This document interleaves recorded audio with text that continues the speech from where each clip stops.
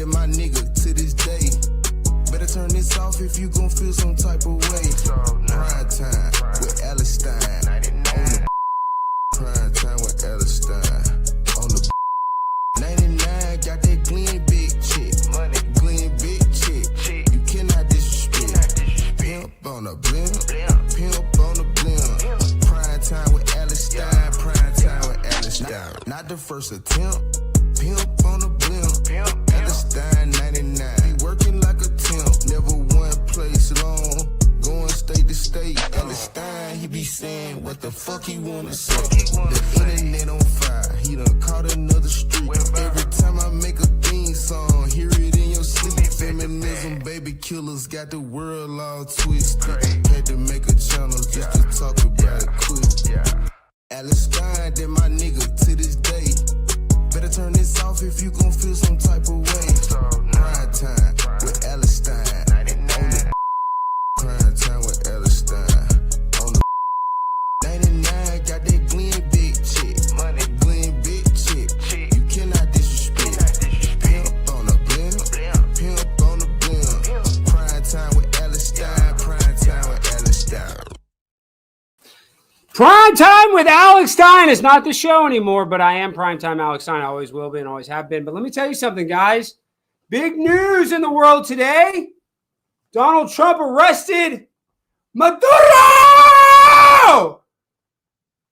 And everybody's calling me a libtard because I'm like, why are we starting basically a destabilization effort to take down their entire country? I understand that they got all this oil, but if you really look at it, do we want to put on our glasses? Why? Or why do you think we're really going to Venezuela? To destabilize China, because China gets all their oil from them, and to destabilize Iran, because Iran gets all their oil from them. So yes, I'm against narco-terrorists, but I'm going to sit here and try to virtue signal like America is trying to get rid of narco-terrorists when the CIA got caught transporting cocaine to Mena, Arkansas with Nicaraguan Sandinistas, okay? Giving them guns. We're taking the drugs. We gave them to drug dealers in Los Angeles and Miami, and we use that money to fund dark ops. And if you think that stopped, you're retarded. That never stops, okay? American imperialism, it sounds great because we're American, all right? You know, it's always good. It's always good. But what's not going to be fun is when the rabbit gets the gun, okay? And so this is what I'm worried about. I don't want to go out there and provoke people to want to attack us even more. And I know, oh, Alex, you're such a libtard. No, I'm not a libtard. I don't want kids to transition under the age of 18 because I don't want to start a war and I have to go basically create a banana republic in Venezuela. That doesn't make me a libtard. It makes me anti-war, which I thought Trump was. Trump literally, and I love Trump. I'm not even anti-Trump. I'm just saying I'm calling balls and strikes. I'm an umpire, okay? Okay? I'm an umpire. And you know what? Believe it or not, the umpires and referees, we all think, oh, they're not fans of teams. They're all fans of a team. And sometimes they have to call a penalty on the team that they like, okay? The team that they grew up watching. Sometimes they have to call a flag on. And probably in their gut, they don't want to. I don't want to throw a flag on Trump. And I'm not saying necessarily I have to throw a flag. I'm just saying that we were promised less war, not more. I got my album. I got my Alp hat. I need my nicotine to calm me down. I'm crashing out. I'm crashing out. Everything's going to be okay. Everything is okay. Everything is okay. Now Maduro's locked up in New York City. And honest to God, New York they're doing collectivism. They're doing socialism. Maybe they'll accept him. Maybe they'll help break him out. And he doesn't even have to go back to Venezuela. He can literally just stay in his damn New York City apartment or whatever. I mean, they got free hotels for Venezuelans. Why don't we give Maduro a free hotel? So I get it, all this geopolitics. Oh, Alex, you're a comedian. You don't know anything about it. I don't. I'm not an expert. I'm not going to pretend to be an expert, but it doesn't take expertise to understand that I don't like when our country kills people. I don't like that. I don't like that. I'm anti-war. I know, you're so libtard. You're so libtard. They say it's about drugs. Trump literally pardoned a dictator in Honduras that got arrested for trafficking tons of drugs. And I get frustrated. We're going to bitch and moan about Somali daycares, which I get. But Trump pardoned a guy that did even bigger fraud. So I guess what I'm saying is I don't like the hypocrisy. Okay? That's it. That's it. And everybody wants to, people put all their identity into their political party. Well, not me, because everybody that's like, oh, I love America too. But America lied about 9/11. Even the official story, George Bush, even said, and Condoleezza Rice, that they were both briefed about a threat of a guy named Osama bin Laden that wants to fly planes into buildings in America. And you know what they said? They said, oh, well, oopsie poopsie, we didn't take the threat serious enough. Oopsie poopsie out. Oopsie poopsie. And now 3,000 Americans are dead, and now 1 million Muslims are dead in the Middle East for weapons of mass destruction that did not exist. So you're like, Alex, why don't you just trust the government? Why don't you just trust the government? Well, when the government consistently lies to us about weapons of mass destruction, when the government misleads us, and at the exact same time as the government lying to us, they're not making things better.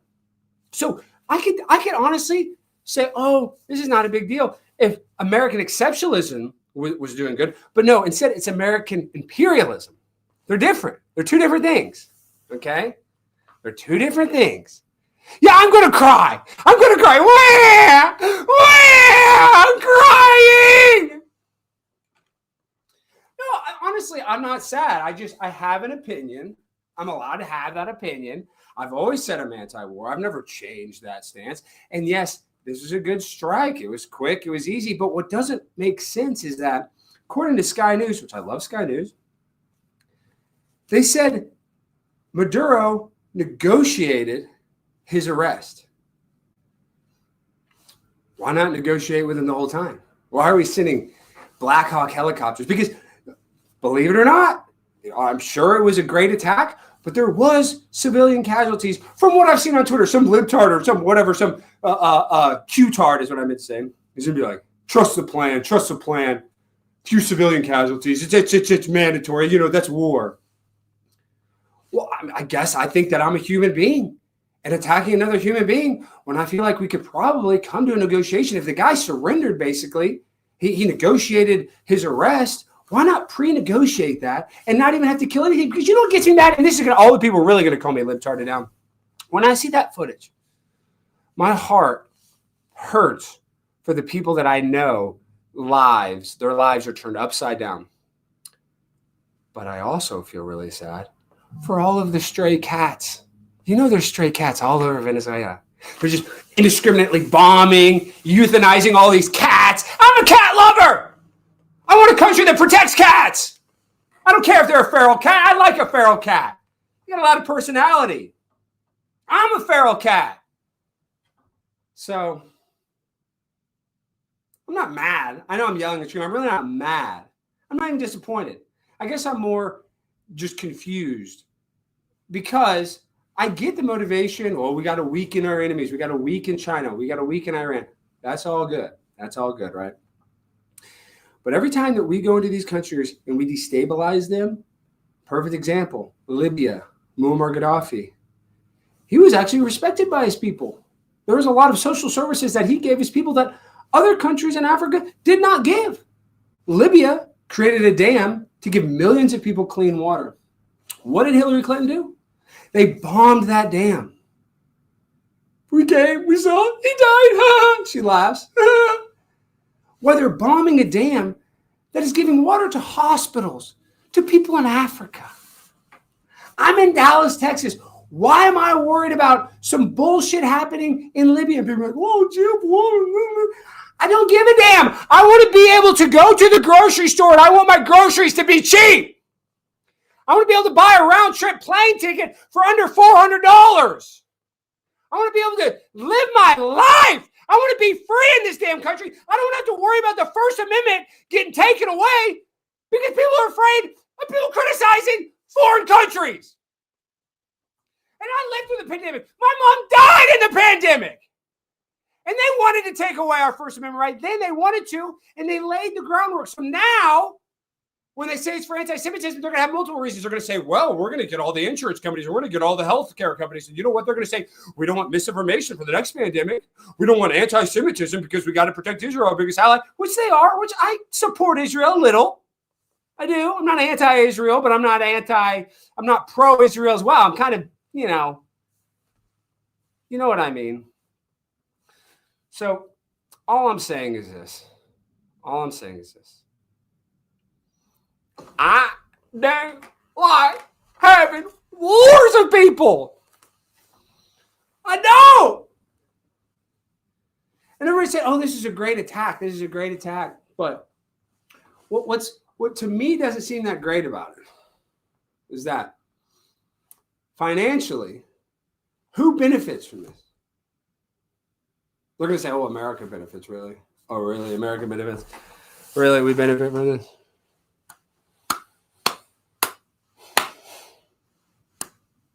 We have more control of oil. We literally have enough oil and gas in the state of Pennsylvania to supply the entire world. That's what they say. I don't know. I'm not a geologist. I'm not a petroleum engineer. That's what they say. They say Canada has a bunch. And they say, oh, we're doing this because we want to stop narco terrorists. The biggest narco terrorist to ever exist is the CIA, Central Intelligence Agency. I don't see us going after them. I'd like to do that. I'd like to get rid of the CIA. Need to be B-Y-E by. But no. If you don't think the CIA is involved in it, the CIA was the one doing the deal. Oh, the CIA is all in this. So, Alex, why are you critiquing this? Well, I don't know. They lied about 9/11. They definitely lied about the moon landing. I know some MAGA people. We landed on the moon. Sure, Jan. We did a $5 super chat. I'll take it. Thank you so much. Leonard's 9112. Thank you. Is my damn computer plugged in? I feel like now it's all going all slow. I don't know. Maybe it's because of the internet or something. Thank you so much. Appreciate the $5. Yeah, USS Liberty. Not great. That's for sure. But I do believe. My computer's acting all slow. Is it working on y'all's end? We're getting a DDoS attack. Is it slow on your end? My computer's acting weird. Like it's all. I don't know. I'm not a grifter. People are like, you can't say you like Israel. I like Jewish people for sure. I like Jewish people. Jewish people are funny. Jewish people are more than likely actually kind of cool. Most of the ones I meet. I don't really like Israel's never-ending war with Gaza. I don't really like them twisting our arm to go and be their bodyguard necessarily. I don't agree with that.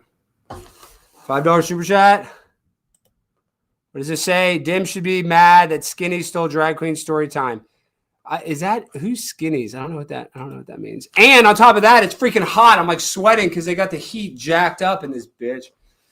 I don't know. And I'm trying to build this damn studio. We're supposed to start the show soon, After Hours with Alex Stein. So I got a lot on my plate. And then I basically woke up to go pee last night at like 3 a.m. And I see that we're just bombing Venezuela. I couldn't go back to sleep. Fighting with people on Twitter about it. It's fun though. I actually kind of like that. My last Twitter payout was not super high, but it's better than normal, and that's because I made fun of the Ohio State Buckeyes. And hey, who called it? Who called the Buckeyes losing? $10 super chat. We love that. Alex, remember when you went to Mexico? Dad! I did go to Mexico. I got my dental work done there for cheap. You guys remember that? See, I'm about to start going to Venezuela, dog. They're not even going to have dentists. They're not even about to, their dentists are all gone. Oh, man. How do you guys feel? I can't even read the damn chat. What is it saying? I don't know it. I don't know what skinny means. But yeah, thank you guys for the donations. Really appreciate it. My point is, I like Jewish people. I don't necessarily like, the destabilization efforts of Israel. So that's where I kind of disagree with some of their tactics. But once again, love Jewish people. I do. I'm never going to not. Jewish people are cool. Last Civil War widow died in 2020. Fact. Wow. Thank you, Cope Dog 2321. That's crazy that they were alive that long. Wow. Were they like, it's wild. But I guess my overarching point is that I want a president that is willing to be a peaceful president, the president of peace, like Trump said he was. And I just don't know if what I saw last night is what I would consider the definition of peaceful. I know we got Maduro, we got the bad guy, but look at this. What does this say? Poodles adore you, brother man. Thank you, Mr. Doodle. Mr. Doodle the poodle. We love you. Thank you, thank you, thank you. Oh, and on top of this, guys, I've been deathly, I don't want to say deathly because obviously my mom died of a horrible sudden acute respiratory syndrome, but I've been so sick for the past 3 weeks. I went and did this collab with Steve Will Do It, and Steve's a man. Steve's so cool, but it's funny because Steve was like, while we're filming this, there was a debate with some liberals, and Steve was like the moderator. Steve was like talking, but he wasn't talking that much. Who's your favorite dreidel roller of all time? My favorite, Rob Reiner. That's a joke. That's a joke. And Frank. What? Now I lost my train of thought. What was I just saying? I was just going to make a damn point, and then you guys always have to get on start talking about dreidels. What was that? What was the point? Oh, yeah, yes. Okay, how I've been sick, and Steve Will Do It. Hold on. Oh, look, another super chat. You guys are coming in hot. Thank you. Lots of love from Canada. Not quite as communist as Venezuela. At least not yet. Y'all are getting there, though. But we love Canadians are the best. I'm not just saying that because you sent that super chat. All my Canadian friends, they all seem smart, too. Canadians seem smart, but I don't know why they would let their country get overrun by Indians. But, I don't know why they're letting us do it here in America. I guess it's just the deep state. The deep state. I wonder what the Canadian deep state is like. A bunch of maple syrup all over their grubby hands. Trying to get the damn comments going. Thank you guys for being here. Thank you for all the donations. But so I did this collab with Steve Will Do It because I'm a pimp on a Blimp. I'm about to, y'all know how I do it. Y'all know Steve will do it. Alex will do it too. How about that? But so I'm the whole day we're filming. I'm like sitting next to Steve, or he's moving around, but him and I were next to each other a lot. And Steve was like, he's not feeling good. Like you can kind of tell that he wasn't feeling that good. You could just tell he just wasn't feeling that great. And that I flew out on, it was a Friday. It was either Thursday or Friday 3 weeks ago. But that following morning, I woke up so sick. I couldn't get out of bed. And I haven't been that sick since I had mono in high school. I could not get out of bed. Just like achy and just every second just snot and coughing. And it wasn't even that my throat was sore. It just had so much mucus, like constantly blowing my nose. And my body's still achy. I'm 3 weeks still achy. So there is some sort of new super flu going around. And it's probably government created, but I don't even want to get into that. What I'm saying is Steve was so I call the production company like 2 days later, and I told them we were talking about the show. And I guess Steve didn't say that he was sick. He just kind of insinuated that he wasn't feeling well. And the producer was like, yeah, actually, Steve was so sick, we had to cancel his shoot the day before. And like he almost canceled our shoot. And I'm telling you, I've been so sick ever since. Like I'm sick right now. I don't even feel good. My chest hurts. My body aches. I'm not as mucusy. I've been exercising and getting back after it a little bit, but I just do not feel like myself. I really don't. I still don't feel good. It's really, really, really annoying. I got a super flu. And I'm not even just saying that. I'm not just saying that. I got something really, really messed up. And I got it. I mean, I'm not mad at Steve. I'm just saying I think I got it from Steve, and I think Steve had something. And of course, we're in freaking LA. You know, I need more nicotine, guy. I need more out. I need more out. I need more damn out. I'm about to go get vaccinated. That's how liberal I'm getting. I'm getting the vaccine. Stick that booster in my booster. Stick it right here. Stick the vaccine in me now. Just me yelling like that and my chest is hurting. So that's why I'm like now I got to take it down a notch because my body is achy. My chest is hurting. I really don't even give a damn. Honestly, I'm happy we caught Maduro, but I've just been so sick and I feel like our country is just withering away. Of course, I like Trump more than Cam. Like, I love Trump. I do like Trump. I just support Trump. I'm just saying, like I said earlier, there's referees in the NFL and the NBA and Major League Baseball that grew up being fans of a team.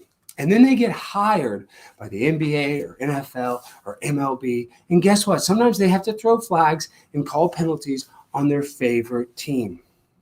Okay. So that's what I'm doing. I'm just throwing I'm not even throwing a 15-yard flag. I'm throwing like a 5-yard flag. I'm like, this seems a little different than what you campaigned on.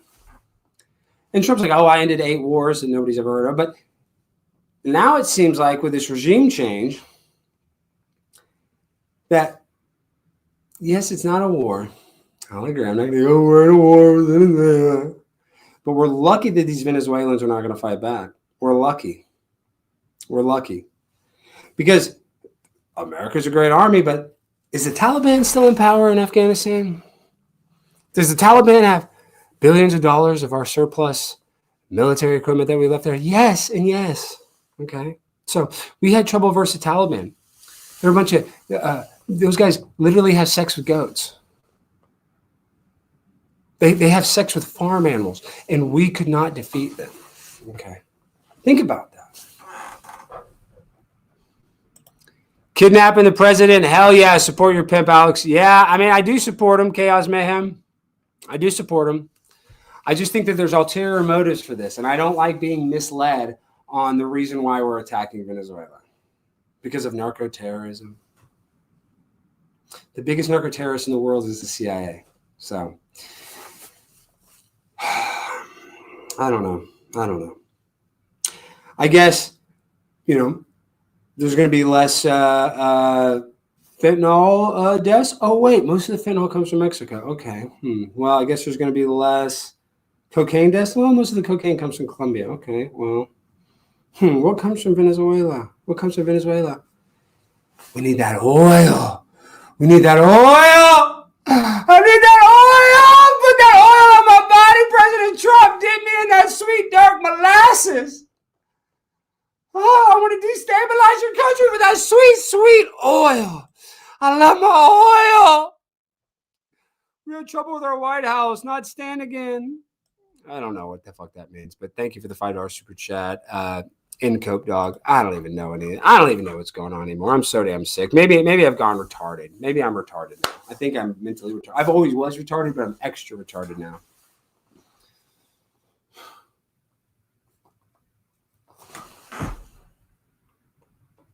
Do I look retarded? Kiki? Listen to my geopolitical takes. I don't give a damn how many people that call me stupid, though, because I've been looking at the comments. And all the people, and I got a lot of support too. You guys got to look at my Twitter. It's kind of blowing up. Only because I just didn't necessarily like that we, bombed a bunch of people when we negotiated his arrest. But if you look at the people that were commenting, I can just tell. This person believes the official 9/11 story. This person believes you landed on the moon. This person's probably vaccinated. This person is, so I guess I have a distrust of the government, no matter who's in power. Because if you really know what's going on, and this is what the CIA says, the CIA laughs at the president because in the CIA's view, a president is only going to be in power for 4 to 8 years max. The CIA will always be in power. So they laugh. They don't care that Trump's in power. As a matter of fact, they probably like it. It probably emboldens him to take, more drastic measures in their American imperialism plan. So maybe the CIA and deep state actually like Trump. Could that be the conspiracy? I don't know. Could the deep state have different factions in it that are fighting against each other? Could there be a deep state that likes Trump? Could there be a deep state that doesn't? I don't know. That's probably more likely. I don't know. I keep saying I don't know. And all these people are like, you're not an expert. Well, no shit. And either are you, buddy. Either are you. MAGA head 967. You're not a fucking geopolitical expert either, bud. And we're all allowed to have an opinion. And guess what? Opinions are like assholes. They probably usually stink, right? Isn't that the expression? Or excuses are like assholes. They stink. I don't know. I don't even know the damn sayings. I'm crashing out. I'm fully crashed. I can't even keep on freaking putting this up in my lap. I just can't. Taco Bell kind of does sound good. Taco Bell does kind of sound good. I don't know, dude.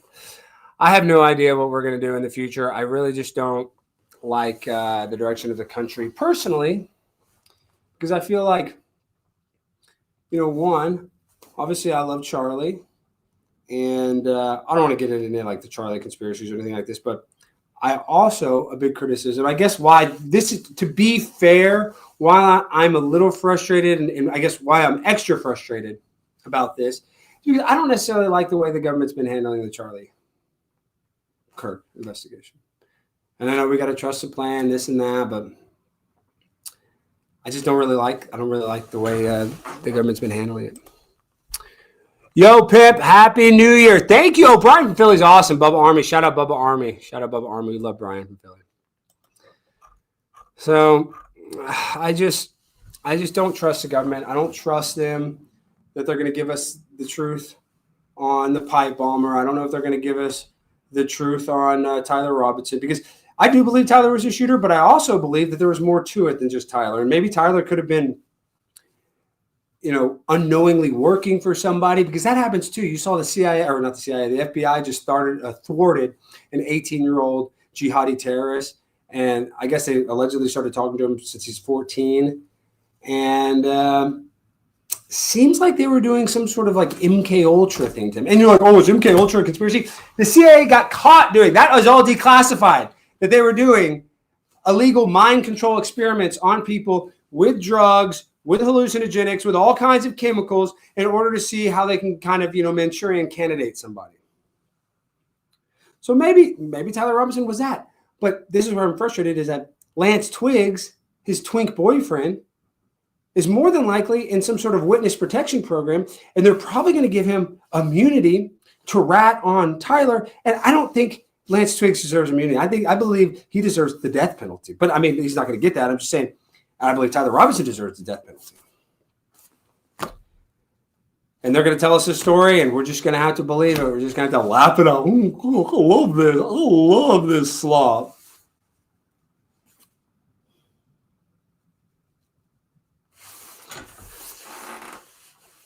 Somebody said, Alex, do the funny thing. I don't even know if I'm not funny. I'm not funny. I'm never going to be funny. I'm done being funny. The jokes are over.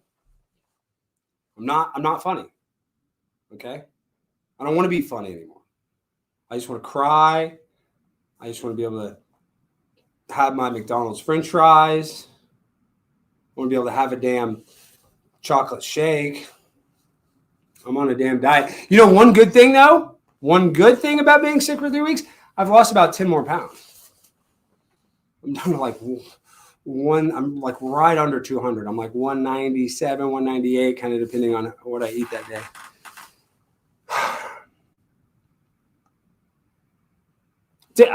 People are hating on McDonald's.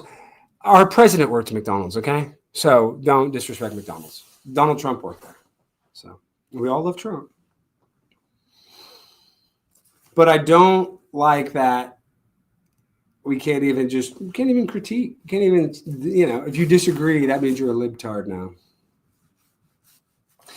No, I just kind of see the erosion of the First Amendment. I can see it coming. And actually, that was a conspiracy about me. I remember that conspiracy because, guys, you guys know I'm all about conspiracies, is that the reason that I blew up was because it was the, social engineers wanted me to get quote unquote famous from acting crazy in public meetings so that these meetings could put in, legislation to basically take away the First Amendment. Obviously, I'm not trying to get rid of the First Amendment. If I don't have the First Amendment, I'm screwed. I'm fucked. So I need the First Amendment greatly, okay? I depend on it. So I don't want it gone. And that's why I'm frustrated, because I see these people, these cybersecurity directors, talking about how they need to stop free speech in America. That's like the last thing we got. We got 50-year mortgages. We got never-ending wars. We got Raytheon, Halliburton, Boeing making billions of dollars while we're sitting here struggling to make ends meet. This is not fair, but life is not fair. Life is not fair. I don't want to try to ever give the impression that life is truly supposed to be fair. It's not. Oh, and people are like, oh, Alex, why is this a libtard? Why do you like that we're bombing Venezuela? You know that I love big booty Latinas. And if we were responsible for injuring even one big booty Latina, that is an 8 or above, I am against that. Because I will do whatever I can to protect big booty Latinas. And that's the difference between you and me, is that I have class, I have respect. I'm a cultured individual.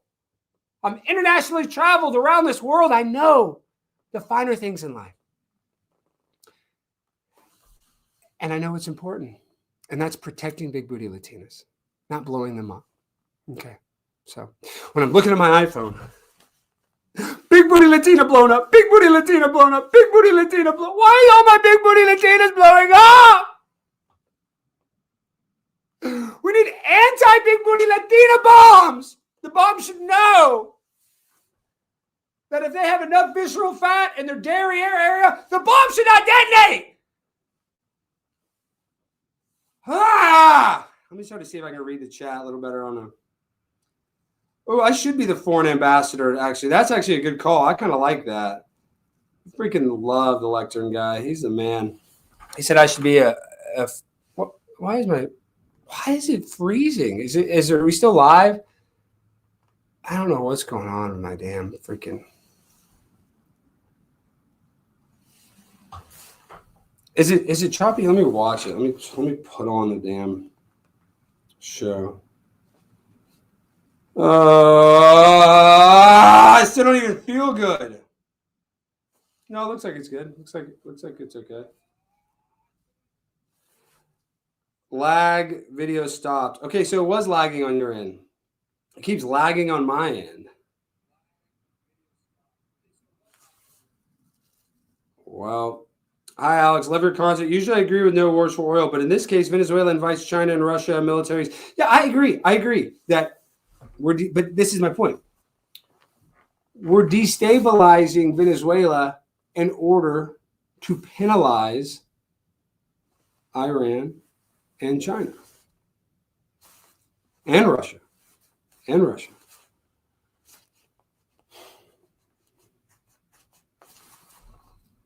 Just think about that, though. So in this instance, I just want to use this example. We're bombing a foreign country in Latin America to punish our enemies, across the world. How many other times do you think America has had to punish other people in order to punish bigger people? Look at January 6th. They punished all of these American patriots, threw the book at them, didn't even give them fair trials. Every trial's in Washington, D.C. with a liberal judge. So I've not seen anybody go to jail for that. I do appreciate Trump pardoning everybody. Love that. $5 super chat. What is this? But Alex, now BRICS is canceled or at least delayed. Doesn't that make you happy? I guess. Yeah, I don't want Russia to be, superior. I don't want China to be superior. I also don't want to start a war. I don't know why we can't be peaceful. I don't know why we can't just intimidate them a little bit. But, well, I guess we intimidate them, right? Yeah, that's what I'm saying. Iran's next. We're going to be destabilizing Iran next. I believe that we did this, and that's another thing. The videos that came out were bad, but they were meant to be bad. And this is what I think. Okay, let me just give you my conspiracy right now, because I don't know how long we're going to stream. I don't feel that good. But this is what I think the conspiracy really is with all of this. Is I think there could be people in Trump's I don't even want to say it because, I mean, whatever, maybe I'll get attacked. I think there could be people in Trump's cabinet that are letting him tweet bad stuff about Rob Reiner, that are letting him tweet AI videos of him pooping on Harry Season, to not unify the country, but to divide us more on purpose. And then you could probably expect in the midterms, conservatives is going to be a bloodbath. It's probably going to swing the Senate, Congress, probably going to go both to the Dems. And guess what they're going to do? They're probably going to impeach Trump. Is that right? No. But this time, it'll probably work. And then who becomes president? J.D. Vance. Maybe they want J.D. Vance to be president, not Trump. So maybe they're purposely making Trump do this stuff, make Trump look kind of like a hypocrite, knowing that there's going to be retaliation in less than a year that will potentially, then a year of impeachment, or however long that takes. And then you got J.D. Vance sitting pretty in his third or fourth year as a vice president to inherit the presidency. That's a strong possibility. And then in their mind, this is why I think it could be Trump's cabinet. It's not even that they are really trying to screw Trump, because they are screwing Trump if they do this. But in their mind, they think they're doing the right thing, because if they can put J.D. Vance as the president and then run him as the incumbent president, it will help him theoretically. If that election goes different than the midterms, which at this point, I don't even know I don't know why we think the presidential election will be much different than the midterms, but let's just say that that's what they think. They think they're going to lose in the midterms, then they're going to be able to install J.D. Vance. And then they got J.D. Vance as the incumbent president running for 48. Maybe that gives them an advantage. So maybe in the bigger picture, in the macro level, that this is good for conservatism and the conservative party. But I just feel like that's what they're doing. I feel like they're kind of letting Trump self-sabotage. And I could be wrong. I'm not right. I'm just kind of speculating. I'm just speculating that. But I would say this, and I would say this to Donald Trump's face. Even though only 80 million Americans voted for you, which is a ton, you're still the president for all 350 million Americans. And I do think one of the requirements as president of the United States, and people are going to disagree, and you're going to call me a libtard, is I think that the president, regardless of their political party, should be a unifier, should try to unify. And I don't think Biden tried to unify. I don't think Obama tried to unify. I'm just saying, I think that's what the president should try to do in the country, try to unify the country, bring us together, find common ground. And I just don't get the impression that Donald Trump is doing that. And I know that from supporting Trump for so long, that Trump likes to be liked. Everybody likes to be liked. Trump doesn't like that the left doesn't like him, because, to be fair, all of the people that started hating Trump in 2016 when he became president were all his fans. Every rapper's like, oh, I don't like Donald Trump. They were all rapping about him. So I can see how Trump, that would kind of hurt his ego a little bit. He's like, all these people were my friends. And then I become the most powerful man in the world. And then now they turn their back on me. So Trump wants to be liked. He wants to be liked by the left. He wants to be liked by the right. Is that going to happen? Probably not. And maybe now he realizes that that's an impossibility. So he's like, you know what? I'm just going to double down. I'm just going to be a little divisive. I'm going to just, stick it to the leftists. But I don't want a president that sticks it to anybody. I want a president that tries to help us out. I want a president that tries to make our lives better. And I think Trump is trying to do that a little bit. I think he's trying to do it a little bit. Yeah, I like Trump, guys. I just think that there might be some sort of deep state plan to get Trump out of office. And I'm not saying that this is 100%. I just think that could be possible. And then what? And then what happens? And no, I don't want President Gavin Newsom. I don't want, well, maybe President AOC, Big Booty Latina. Maybe. I might have to. I mean, her and I did have a romance, a short romance, but still a romance. Then she made all those videos about me. I don't know. I don't think AOC will have a shot. I don't. People are saying fuck off. You think that's an impossibility that they're trying to sabotage Trump? You think that's impossible? Considering in 2016, his whole entire party was trying to sabotage him. His own vice president, Mike Pence, trying to sabotage him. So I don't think I'm that, far out there with my speculation. I'm not saying I'm right, but I don't think it's an impossibility. Jeffrey Tubin, I stopped my Zoom call to watch the Pimp on a Blimp. It's me, Tubin. All the BB Latinas are celebrating. Hooray. Yes, Jeffrey Tubin, you did get in trouble for cranking it. What is Jeffrey Tubin up to? I think you got hired back somewhere, didn't you, Jeff? Are you working somewhere now? We miss you, man. Keep cranking that hog, dude. I know you like to do that. I know that's your thing. Guys, what more can I say? I love Trump. I love Israel. I love watching bombs go off. I love destruction. I love just dominating a country and showing our willpower to just take people's lives. I love it. America. You know what's really bullshit? Is that all these people are like, oh, I trust the government. We literally were just lied to on like the biggest scale ever during the pandemic. And Donald Trump was the president then. So if the pandemic can happen under Trump, which we know that was all, a boondoggle, then why couldn't something like that happen the next time he's in office? Trump's not God. He's not Jesus Christ. He doesn't know everything around. He's not clairvoyant. He's not omnipotent. There can be people that can sabotage Trump. And that might be happening. I know that I need to freaking get back into the damn yoga studio. That's what I need to damn do. I need to get back in the damn yoga studio.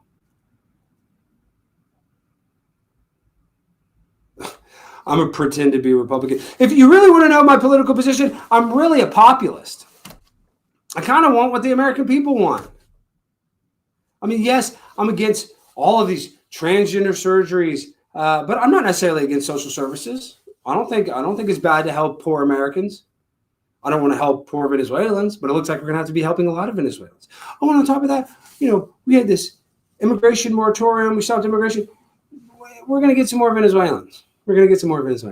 So, Lincoln Riley, I'm so happy that Trump took out Maduro to defend you, who was brutally assaulted at a gas pump and murdered. But I think more Venezuelan gangbangers are probably going to come to America, and I think they're going to be more emboldened to do stuff. Maybe I'm wrong. I'm wrong a lot, so you guys don't have to. Actually, in a way, just study the stream. Just do the opposite. I can just be wrong about everything, and then it's kind of like the gambler. If you would just fade yourself, you'd always win. If you just went against your gut, you'd win. So maybe that's what I'm doing. This is what I know. Well, the drug boat stuff, once again, I'm a libtard. If any of us got arrested for trafficking cocaine in America, we would get a trial and we would go to jail and we would have to serve time. But we would not get the death penalty. But we give the death penalty to guys, narco-terrorists that are in boats with enough gas to go 50 miles maybe. Not even probably. And they're farther than 50 miles away from America. So I don't.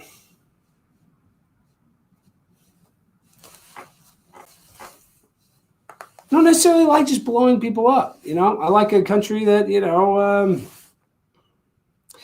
has rules and laws. And on top of this, think about this for a second, though. How about that? Let me just paint this. Kilmore Abrego Garcia, whatever the hell is it, Kilmer, whatever the fuck his name, Abrego Garcia. We can't even deport his ass. He's back in America making fucking TikToks.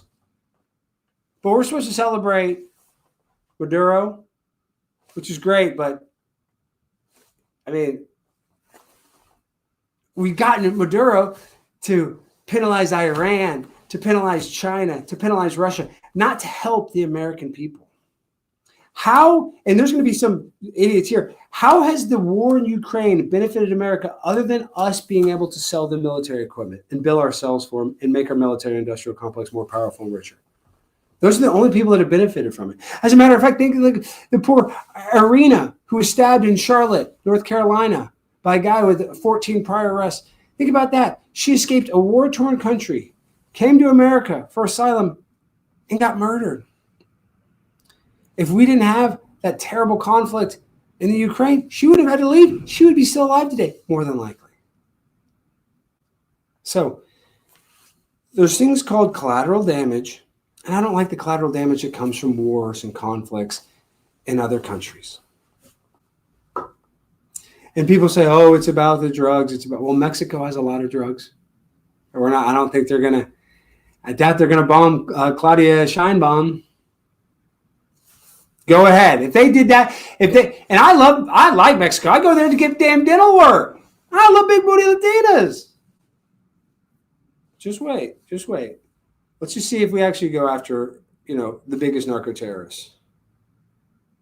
And what's funny is the idea that we can fight a war against China, considering we can't fight a war against China because we get so many resources from them, we would have to decouple from them, is what they say, in order to fight a war against them. We get most of our gunpowder from China. We get computer chips, we get all kinds of stuff from China. How are we going to start a war with them? We're not going to be able to have chips for our cars. We're not going to be able to have any of the crap that we depend on from China. No, that's not going to happen. That's not going to happen. So we're in a Cold War with Russia and China and Iran. And I guess I don't like Cold Wars either. I don't like real wars. I don't like Cold Wars. Don't like hot wars. Don't like lukewarm wars. I don't like a war at any temperature. Okay? Cold, frozen, melted. I don't like war. That's all I'm saying. That doesn't make me a libtard. And if it does, literally, go fuck yourself. Yeah, China's not going to decouple from America, and America's not going to decouple from China. It's a mutual thing. I mean, it would be shooting ourselves in the foot. So, I don't know. I'm just going to say that a lot. I don't know. And I'm not, don't listen to me. I'm a dumb comedian that, is not funny and doesn't care about vaccine schedules for children. Maduro should have kissed the wall. Well, Maduro, thank you, Abu Salahim. Maduro is not a fan of... Maduro is not a fan of either, y'all. And then you got Bibi Netanyahu who's doing laps at Mar-a-Lago in the pool, in the hot tub, probably peeing in the damn pool. Oh, that's Cheney in Wonderland. How much silver is in Venezuela? I know the rare earth minerals and all of not just the oil, but the minerals, the water rights. I'm just saying there's just so much stuff that we're not even computing right now. So many reasons that I guess we don't even know why we're doing this. Gosh, another super chat. Thank you so much. Kyle Beckman, we love Kyle Beckman. Hey, Alex, hope you're doing well. This strike might signal to Mexico and other Latin American countries to stop the flow of drugs and illegals. See, I like where you're at, Kyle. I like where you're at because I think in essence, that sounds good, right? We got to kind of be strong, show that we're not afraid to fight. But I hate to tell you this, drugs will never go away. Drugs will never, ever, ever go away because there's so much money involved in drugs. And humans will always use drugs. So the idea that drugs are just... Because how about this? Drugs are bad.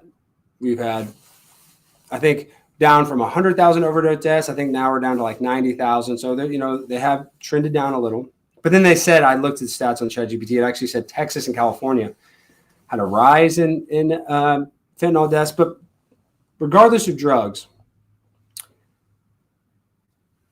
the drug that is the strongest and most deadly is alcohol. There's more alcohol-related deaths than there are any drug deaths. You think the government is going to do prohibition again? You think the government is going to stop us from drinking alcohol? No, they're not. No, they're not. And alcohol kills more people than drugs. So it's not about our safety. The government doesn't care about keeping us safe. They don't care about our health. So they're not going to stop selling us drugs. The CIA is not. As a matter of fact, they're probably trying to consolidate the people that sell drugs so that they have more power over the drug trade. It's called consolidation. They want less narco terrorists so that they can be the only narco terrorists in the game. We're going to be the Walmart of narco terrorism. We're going to put a boot in your ass. That's the American way. Yeah, somebody said you can also die from drinking too much water. Yeah, you can die from too much of anything. I'm just saying alcohol kills hundreds of thousands. Let's ask Grok. How many people die from alcohol every year? Let's ask Grok. And then we'll just ask yourself, is the government going to stop Anheuser-Busch? No. Is the government going to shut down Jack Daniels? No. How many people die in America from alcohol-related deaths? Okay, let's see. And $2 super chat, Aaron from Steel Toe Guy. I'll hang up and listen. Yeah, we love Aaron. Shout out Aaron. Shout out Aaron. He's going through it. Have you guys seen Nick Rekieta? Oh my God. Okay, now let's forget geopolitics. Now I'm about to get really fucking pissed off. Do you guys see? I'm going to keep spinning. I'm so pissed. Nick Rekieta's dog, Sonny, a beautiful pug, died while he was on vacation with his family. And I'm not going to slander or defame Nick, but his story is that the dog got into something, and that the person that was watching the dog took it to the vet or whatever, and the vet couldn't do anything to stop it. Okay.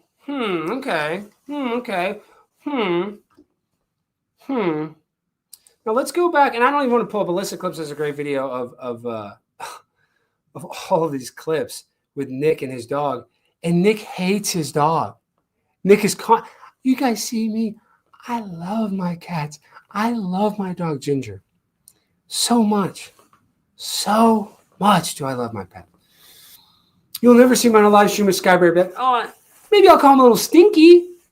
He's something a little stinky. A little litter box, it'll stink it up a little. Somebody go, hey, stinky. But that's the extent of my animal shame. But you got like a 10-minute clip of Nick Rekieta holding his dog weird, talking bad about his dog, and then it makes you think. Nick Rekieta, who got arrested with 27 grams of cocaine, around his children, around his 4 or 5 children. I don't know, he has a bunch of kids, I think 4 or whatever.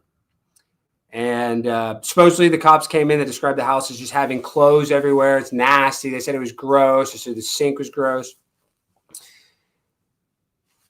I don't know if this is true. I'm just speculating. Could the dog have gotten into an illegal substance?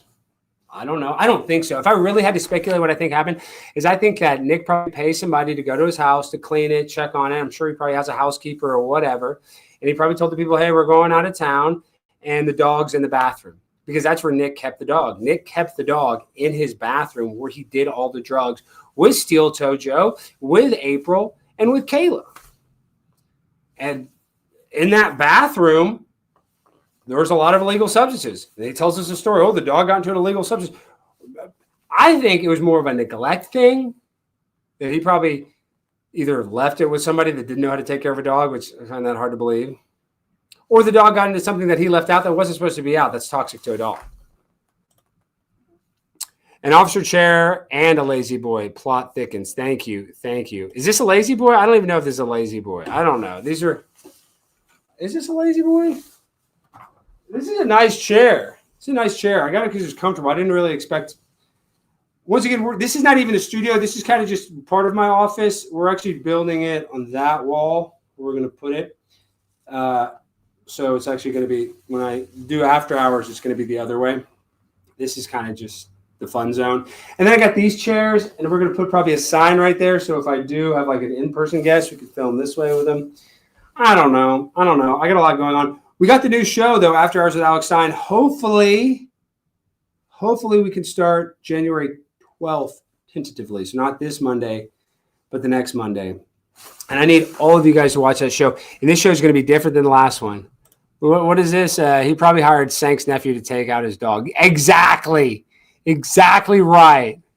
He had Hassan-Piker syndrome. Nick Rekieta has Hassan-Piker syndrome. What does it say? Kidnapping other countries' leaders is normal now. Yeah, see, I don't like that. I guess I don't like that. I mean, I guess I'm a libtard because I don't necessarily love it. I don't necessarily love it. But it's all about protecting us from Russia and Iran and China, man. Man, we can't have China have no gas.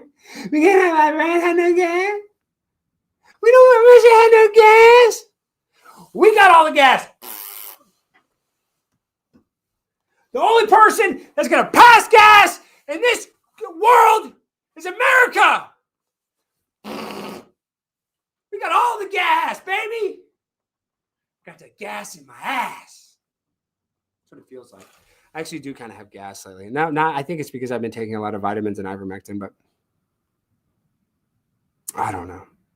It is all a scam. It's literally all a scam. I do think the world is a scam. Well, I've been looking at all these. I don't even want to get into it. I'm like kind of like touching my ear, like, should I even get into it? But I've been watching all these like megalithic structure videos and about, ancient history and Göbekli Tepe, which is, they say is the first place of worship that they were able to discover. And that's like 12,000 years old. And so that kind of, doesn't align with the timeline that we're on. So I guess my point is we don't even know if you look at the Hebrew calendar, the Hebrew calendar, it's not the year 2025. It's actually the year 5786. Google that. Here, look at this. Oh, okay. I forgot the drug overdose testing. According to the latest data from the Centers for Disease Control and Prevention, excessive alcohol use causes approximately 178,000 deaths each year. Wow. Almost 200,000 people die every year from alcohol. Do you think the government's going to stop alcohol production? No, they're definitely not. So I was just screaming about something before I even freaking looked that up. But I was about to show you guys something. I don't even know what the hell.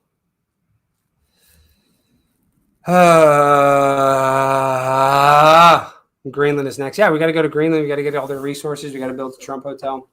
I actually want Trump to build a hotel in Gaza. That I do want. Just because I want to go to it. I'm not going to be allowed now, probably, but I'll go to it. I'll kiss the Trump wall.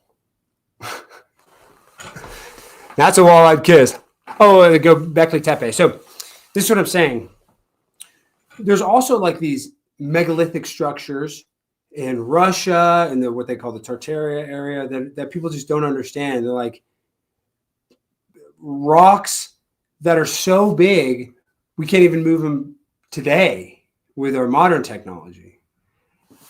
So somewhere they've lied to us about it. Oh, this is what I want to tell you. The Hebrew. Okay, so right now it is the year 2025. What year is it in the Hebrew world? Okay, let's see. I don't even know if that's the right question to ask it, but it'll answer it. It'll know what I meant. So watch. Look at this. Read this. What year is it in the Hebrew world? Okay, why is my camera? Why is it? Hold on.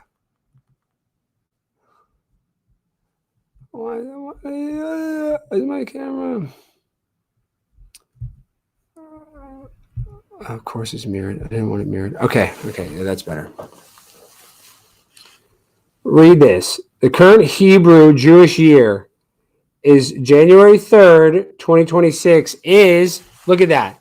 The real year is 5786. The Hebrew calendar is a lunar solar with the new year beginning on Rosh Hashanah. The year 5786 started at sunset on September 22nd and ends at sunset on September 11th, 2026. Therefore, January 3rd, 2026 falls in the months of Tavat Shavat 5786.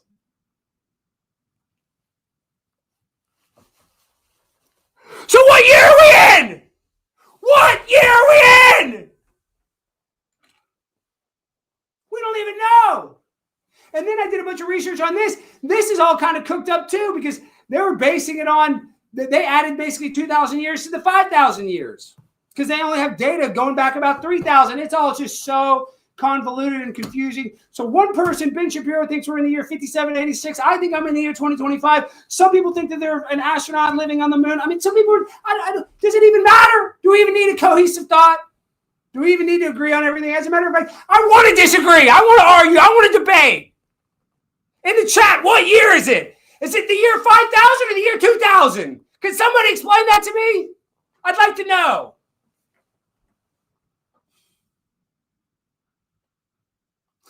I mean, so my point is, we got different people following different calendars at different years for different people. Nothing makes sense. It's all a scam. It's all a hoax. It's all a joke. And when you're sick and you're in the hospital, they don't want you to live. They want you to die. Because they don't want you to cause the climate to get hotter. Because you're just a useless eater is what they call you. Well, I'm an eater, but I'm not useless, motherfucker! I'm not. I'm useful, okay? No, this is not pre-recorded. What is somebody? Is this pre-recorded? No, it's not pre-recorded. Oh, sorry. The chat's actually going pretty fast. Okay. No, it's just not pre-recorded, bitch ass. What the fucking? I'm about to fight. I'm about to start fighting in the chat. Now you're going to get lots of big booty Latina Venezuela.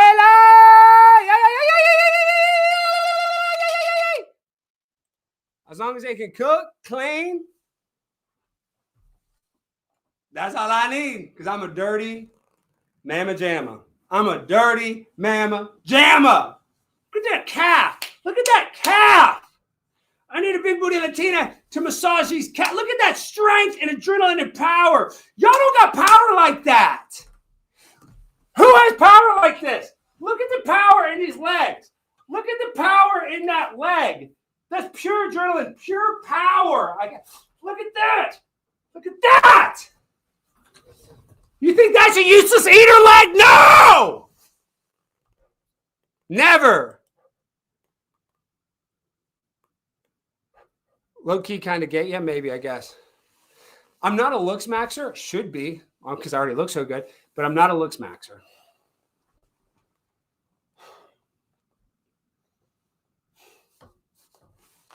My damn jacket, look, the zipper's up here. And now because of y'all, the damn jacket's splitting. Y'all did it. Y'all broke my damn jacket. Y'all broke my damn jacket. Look at this. Mom Dottie! Mom Dottie! Mom Dottie, save me! I want free vaccines! I want a free grocery store! I want a big booty Latina at my door! Mom Dottie! Can you hear me? I need you! Mom Dottie!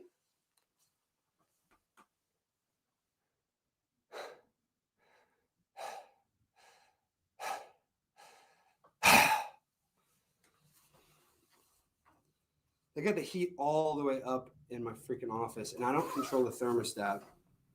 Oh, another super chat. Thank you so much. I'm in Minnesota, and I'm glad that my Latina friends out here can breathe a sigh of relief because all the Somali fraud is taking the heat off of Mexico. See, that's true. In every day, people are like, we need to deport more people. Yeah. You know what we need to do? We need to stop all these freaking Indians coming in here doing H-1B visa scams. Did you know that if you can look this up, that Indians are most likely to lie on a job application, on a school application? Did you know that? Probably not. Probably didn't know that. You're like, Alex, you have no evidence for that. Google it if you don't believe me. But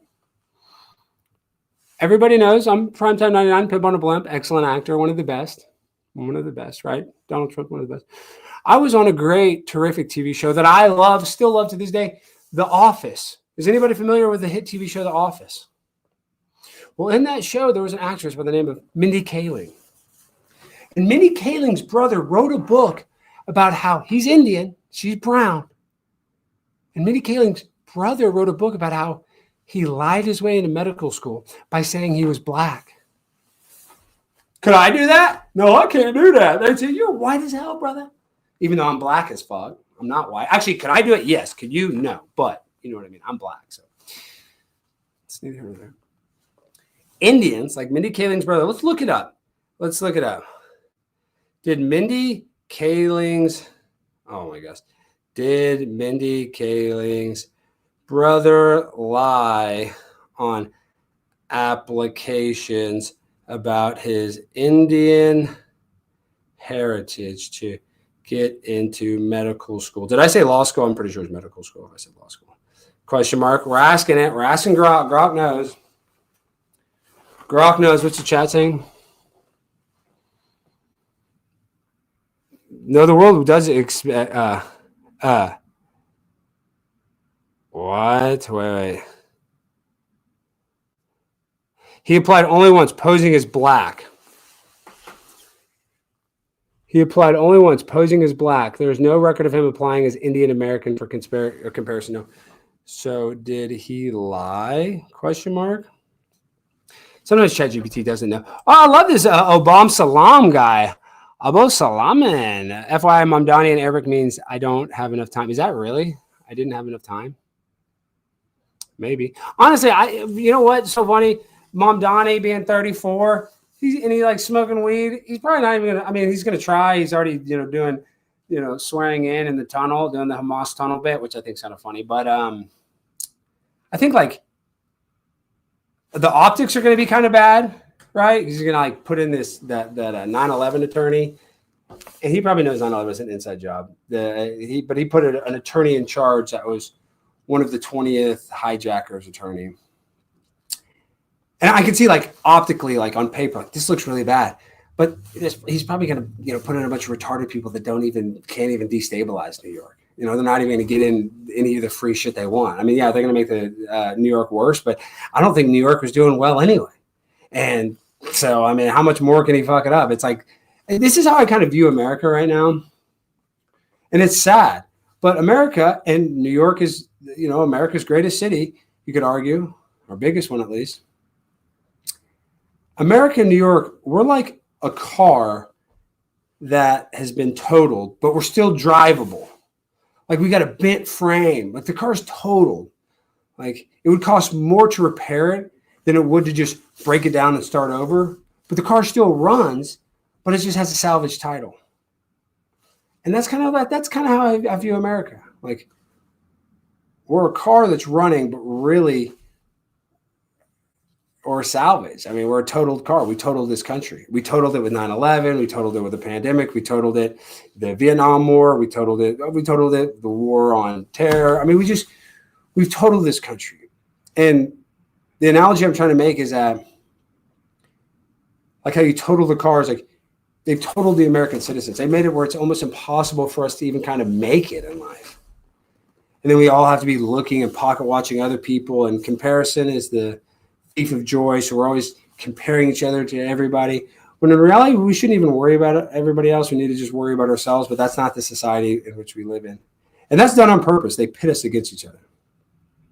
Somebody said, aren't you supposed to be funny? No, Johnny Rockwell, I'm not supposed to be funny, you stupid faggot. God, shut up, dude. Some of these people in this chat, it's like, are you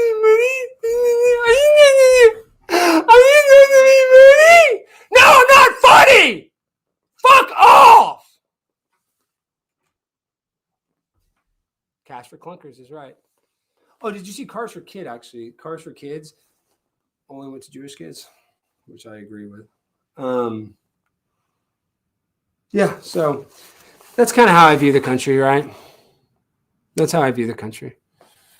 It's kind of like we're kind of like a totaled car that it's still running. We got a salvage title. To fix it, it would be easier to just junk it and start over. And really, if you want to ask me, I know some of the Q-tars in the chat, we need a revolution. Yeah, we do. We need a revolution. Because we hold all the power. The people, us. They take it away from us. They make us feel like we're powerless. And then they give us this illusion of choice where it's like, you can vote Camel, you can vote Trump. But really, it's all an illusion. It's all an illusion. And in a way, we're just consenting to it. We're basically just consenting to the tyranny. And I love Trump, but is he going to investigate 9/11? Is he going to hold any of the deep state actors that persecuted innocent people on January 6th? I haven't seen one arrest for that. The Epstein files. Do you think we're going to get the Epstein files?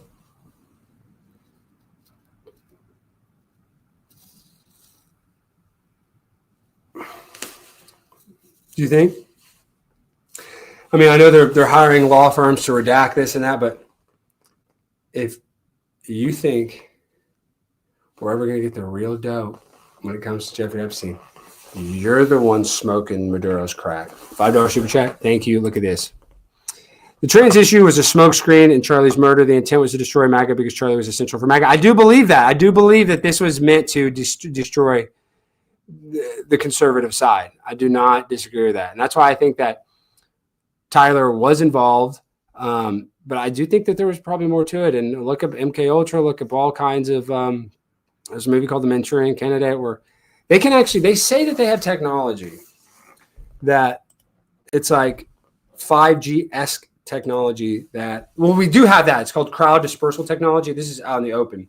And it uses like the same frequency as 5G where they can, if there's a big crowd of protesters, it's like this big thing that's on top of, they have it like on top of a Humvee, but you can put it on any car.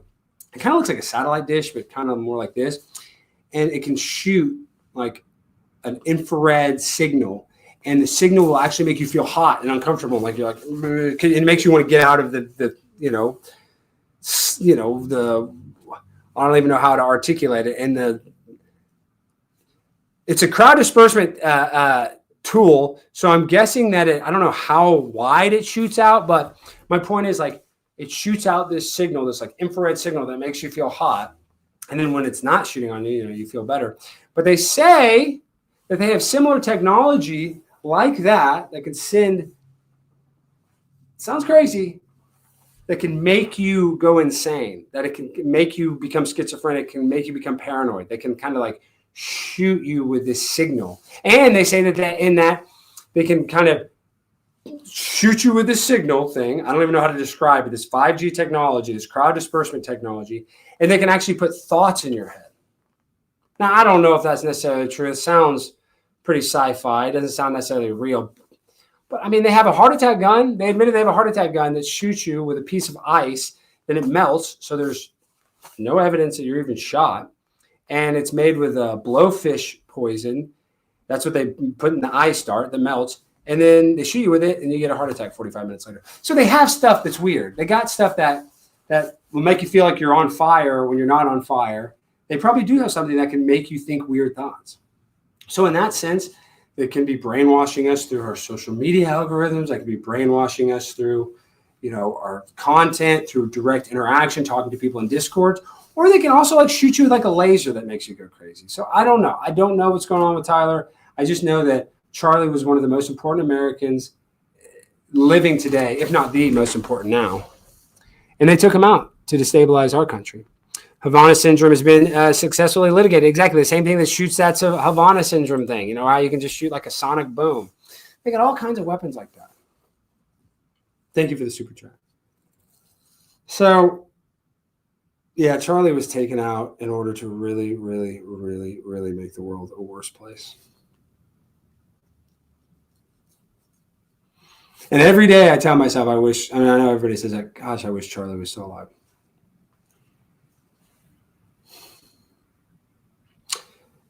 Things would be better for me. Things would be better for all of us. I'm just saying selfishly for me, things would be better. What a crazy year. And then I see Dan Bongino and Cash Patel tweeting like, murders are down, murders are down, murders are down. And that's good. That's good. But arguably we had the most influential murder in the last, since JFK, most influential. So yeah, overall murders are down, but, and I value life equally, but the murder of Charlie Kirk is more influential than the death of, you could argue, thousands of people. So I would say, to me, it doesn't feel like the murder rate is down when the most important American in my life, you could argue, I mean, being a representative turning point, one of the most important people gets killed. So that doesn't make me think that gun violence is that, you know what I mean? That doesn't, there's less murders. Yet one of the most influential people in the world got murdered in front of everybody.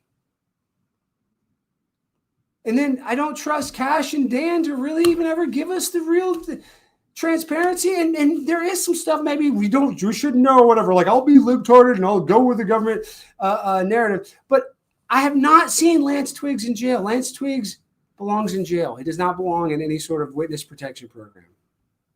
So right there, I don't like it.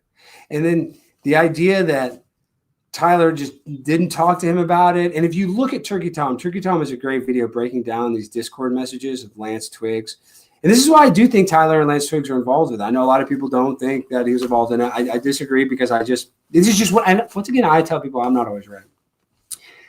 But Lance and Tyler were both mentally ill, and that like the relationship was weird in the sense that it seemed like from the Discord messages that Lance Twiggs was the one that was more mentally disturbed, because Lance would do this thing where he would, in the living room of their apartment, he would have like tons of trash like near the couch, and they would like come try to sit in this like trash pile, and he would sleep in it. He would like he stayed in the living room for months. It was like 2 months. And he look it up, look at the Turkey Tom Discord leaks, Tyler Robinson, Lance Twiggs, that Lance would like live in a pile of filth for months at a time in the living room. And when people would go like try to throw away like some trash, he'd be like, no, leave that. That's important. Like, I need that piece of newspaper there or whatever. And then he would just sit and vape all day and look at like furry porn on his phone, is what they said. And they said he was constantly vaping, constantly like, I think they were drinking a lot in the Discord. I forget that, but I just know that he was vaping a lot and living in filth and being mentally ill. And that's like a weird mental illness where you like want to be in filth, like maybe because he has such low self-esteem. I don't know. I'm not a psychologist, but I'm just saying there's some sort of mental illness in wanting to live in a pile of filth in your living room for months. So it makes you think that Lance is really disgusting, and that, Tyler is probably trying to do this to impress his boyfriend. But they also said that a roommate or a neighbor that would hang out with him all the time, that Lance and Tyler would go into the bedroom and have loud sex. So, yeah, I do think that there are weird sex freaks that did something weird. But I think Lance Twiggs needs to be held accountable. That's where I don't. That's where I really don't like what's going on. Is I don't think that he's being held accountable. And there's other stuff. I don't want to get all into that right now. But yeah, I just don't like what's going on. We lost the greatest American of my generation, at least. So they say murders are down. Doesn't feel like it to me, but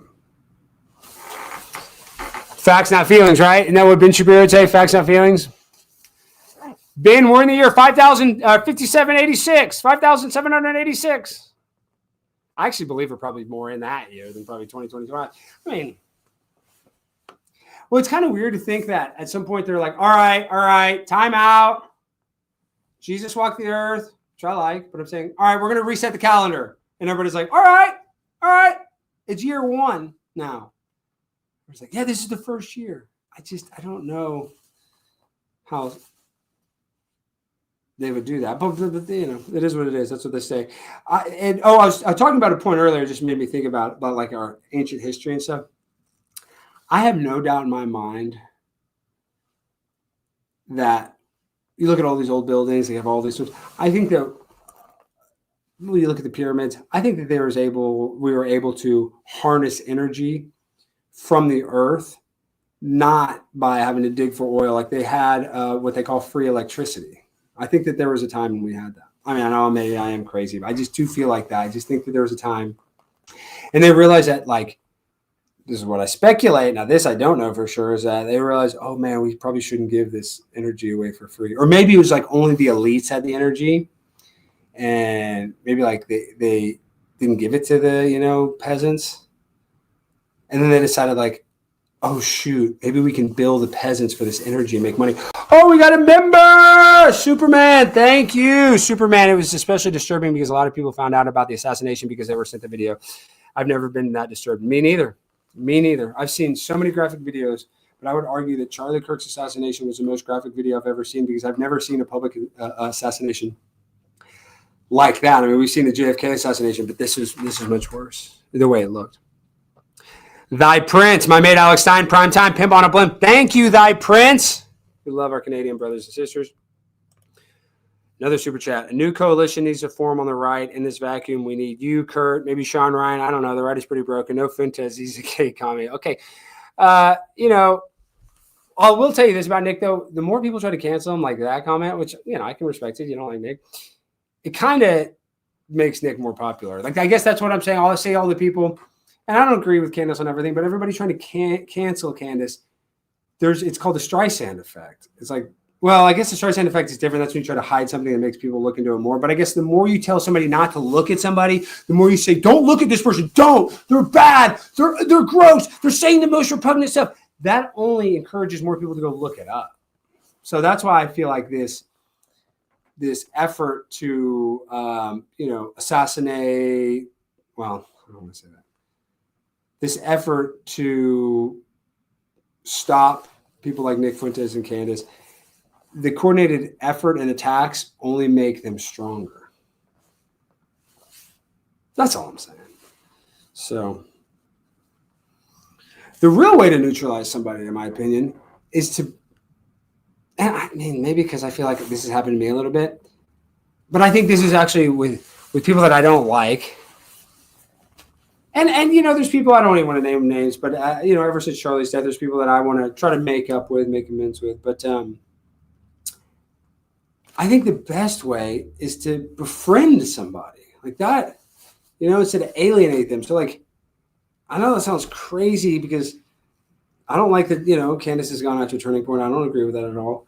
But I wish, instead of, like, becoming more combative, we could, like, make up. We could become friends. I feel like that makes it better, but that doesn't seem like that's going to be a possibility. But and maybe I'm a libtard for wanting to be friends and hold hands and sing Kumbaya. Maybe I am a libtard for wanting to do that. But I just know that attacking somebody will make them oftentimes look like a victim to people that don't like them, and that can kind of accidentally give them support from people that didn't like them to start with. And then the people that already like the person that you're going after, it just emboldens them to defend them more. So it's like, you're damned if you do, you're damned if you don't. I think it'd be better to kind of neutralize by becoming a friend and be like, hey, don't say this because you're my friend. Because there's when you're friends with somebody, you don't want to hurt their feelings. I mean, I know there's people that backstab friends all the time, but I'm just saying, in my experience, I'm able to, quote unquote, control my friends more than I can control a stranger or control somebody that I hate, if that makes sense. So if you really want to control these people, you should try to bring them into your circle. And that's, I think, how you get control. Now, I learned that in the CIA handbook.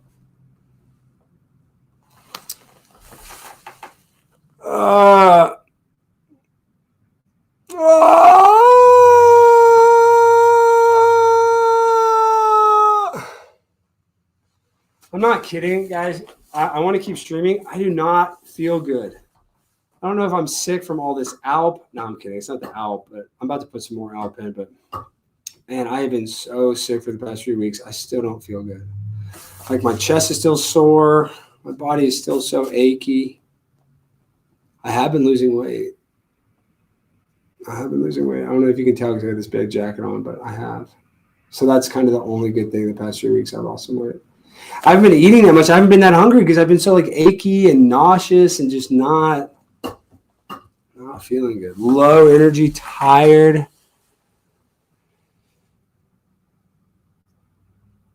I don't think we should hurt anybody over their words.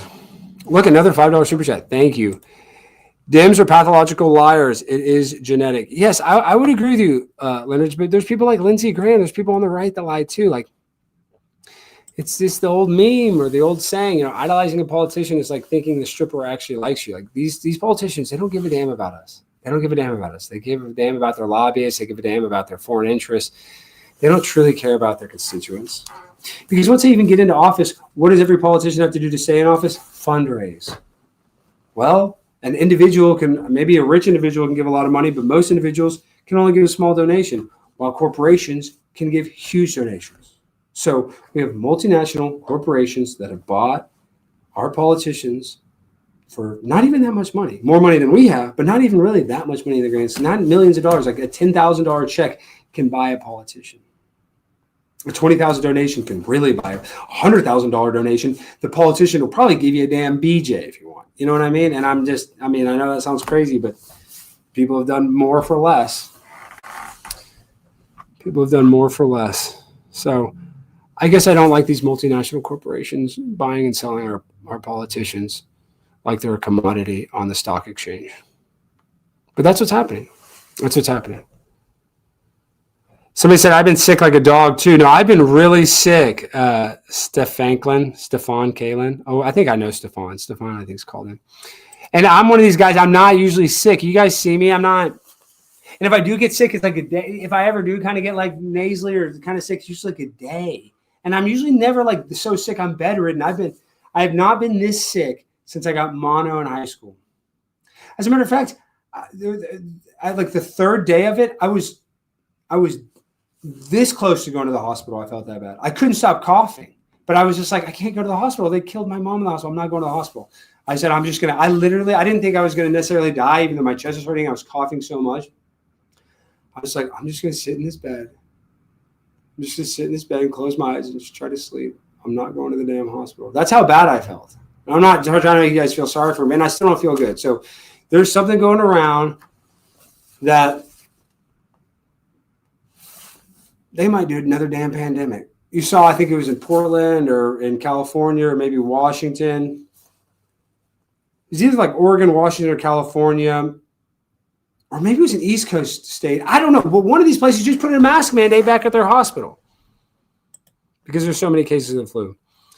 Closeted Republicans are too blackmailable. Yeah, I know. Well, to be fair though, Liz, and I saw Nick Shirley. I liked what he said. He's like, there's no blackmail on me. I'm a young man. He's a Christian. He's a virgin, and it's probably right. He probably has no skeletons in his closet. But I would argue that like the reason why they use the honeypot schemes, everybody is vulnerable at some point. So the blackmail, like you can blackmail both sides because you just kind of catch somebody slipping, and these people are constantly trying to catch you slipping. So you might say no 9 times, and then that 10th time, you're a politician, you've been working all day, and you meet this girl, and your wife's back home and wherever, and you decide to sleep with her, and you find out she's a boy, and you just had gay sex, and you're on camera, and now Jeffrey Epstein owns you. Crazier things have happened. And it's a lot more common than you think. Because that's really what all this is it's all just manipulation and control, right? They want to be able to manipulate you and control you. And they use politicians to manipulate and control the masses. So that means they have to be able to manipulate the manipulators. I think that sounds bad. You have to be able to manipulate the manipulators. You're sick and you skipped your last booster. No, I didn't. Dude, I'm about to get boosted today. Give me that vax! I'm taking Pfizer and Moderna, bitch! I'm taking Johnson and motherfucking Moderna, Johnson, Moderna, and I'm taking all 3. I want the Trinity vaccine, and I want it right here. Give me that vaccine right here, the Trinity, all 3 needles. Give it to me hard, give it to me fast, give it to me right now. I want to be vaccinated!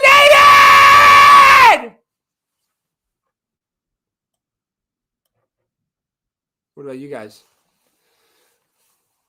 Put needle emojis if you want to get vaccinated. Needle emojis in the chat if you want to get vaccinated. Needle emojis in the chat if you want to get vaccinated this year for COVID-19. Or is it going to be COVID-25? Now I'm really dizzy. I was already kind of dizzy before. Now I'm really dizzy. And my chest is hurting.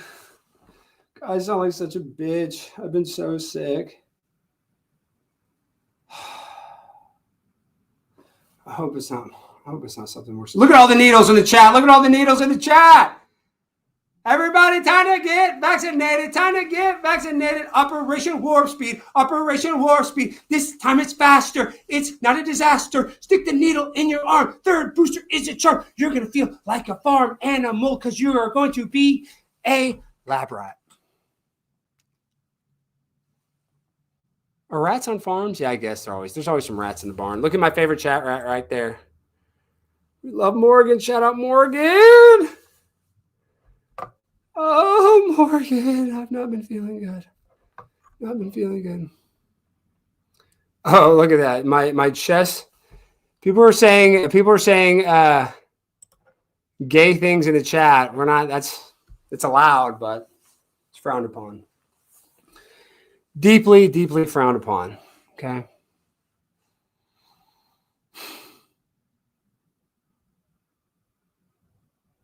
Oh, yeah. Somebody said lab rats. You mean beagles? Yeah, you're right. Fauci's always testing on them damn beagles.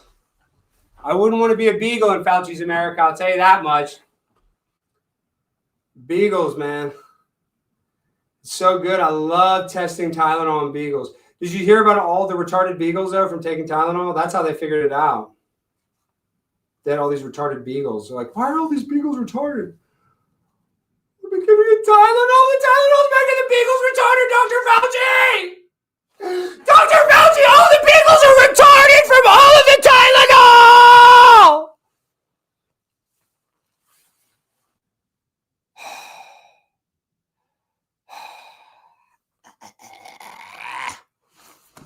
I'm so sick and tired of all this bullshit. That's what's going on. I'm sick and tired of the bullshit. I'm going freaking psycho mode from now on. From now on. Do I have any sunglasses? This is how I'm walking into 2026. This is how I'm doing 2026. Ah! I'm like Neo in the Matrix. Y'all don't have leather trench coats like this. Y'all don't be having leather trench coats. Damn, I look like Alex Jones. Did you see Alex Jones wearing his leather jacket? Is Rex in the chat? Love Rex Jones. Alex was wearing a leather jacket like this the other day.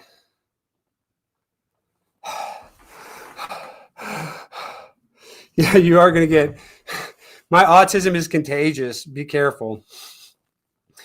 Be careful. You're going to catch my autism. You're going to catch my autism. Oh, the gay tricks. Look. I'm dodging dildos and the gay tricks. Oh. I love it. I like this. You can freaking back up a little bit so you guys can see it all. Check out the fit, dog.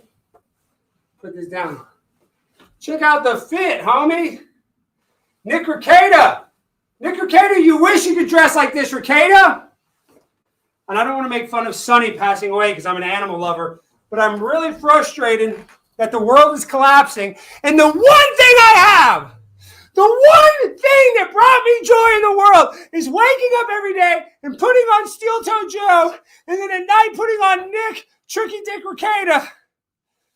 Those are my two favorite people in the world. And obviously I still love Steel Toe. He can do no wrong. But Nick, I loved you, Nick! You were my favorite! You kept me together during the Kyle Rittenhouse trial. I was crashing out. And now you're letting your damn dog die? Bitch! Carmick was on Scarlett Hampton last night for like 7 hours. There are sparks, dude. Kipcast. Well, I appreciate that. Considering Scarlett Hampton is a porn star, she probably has that effect on most guys she talks to, because that's like her only currency is her vagina. So she knows how to probably manipulate men by seeming like she's into them. But I think if we really want to go to Scarlett Hampton, because I'm new to the Scarlett Hampton world, do not look up her Twitter. It's nasty. Her first picture is like, don't look at her Twitter. I saw she followed me. She didn't follow me anymore, which is good. I don't want her even showing up my feed. I like look at her feed, and her pinned post is like her with like a black dude. Like, I mean, I'm just that's whatever. I guess we live in a free country, right? You can do that, I guess. You know, the First Amendment, I guess. But I think the real conspiracy, if we're to get into the Scarlett Hampton, y'all want to get into the Dabbleverse a little bit? I think she has a thing for Mersh. And I know Matt Mead is her boyfriend, and she probably does love Matt, even though there's kind of, you know, some weird stuff, some drama there, to say the least. I think she likes Matt too, but I think Scarlett is not a one-man type of gal. I could be wrong, but she probably, I don't know. I haven't seen her videos, but she probably does gangbangs. But I don't know. Maybe she doesn't. I don't know. I have no idea. But if she does do that, and we know she's a filthy whore, and she's probably would be banging multiple guys at once if she's already done it on camera. So, I mean, you could almost argue that, and me as a content creator, I do crazy stuff on camera. But believe it or not, I think I act crazier off camera. I mean, I guess I don't always act like I'm always at a city council meeting, but you know what I mean? Like the craziest stuff I've ever done in my life, like the wildest stuff that like could have gotten hurt or gone to jail or whatever it was, there wasn't a camera involved.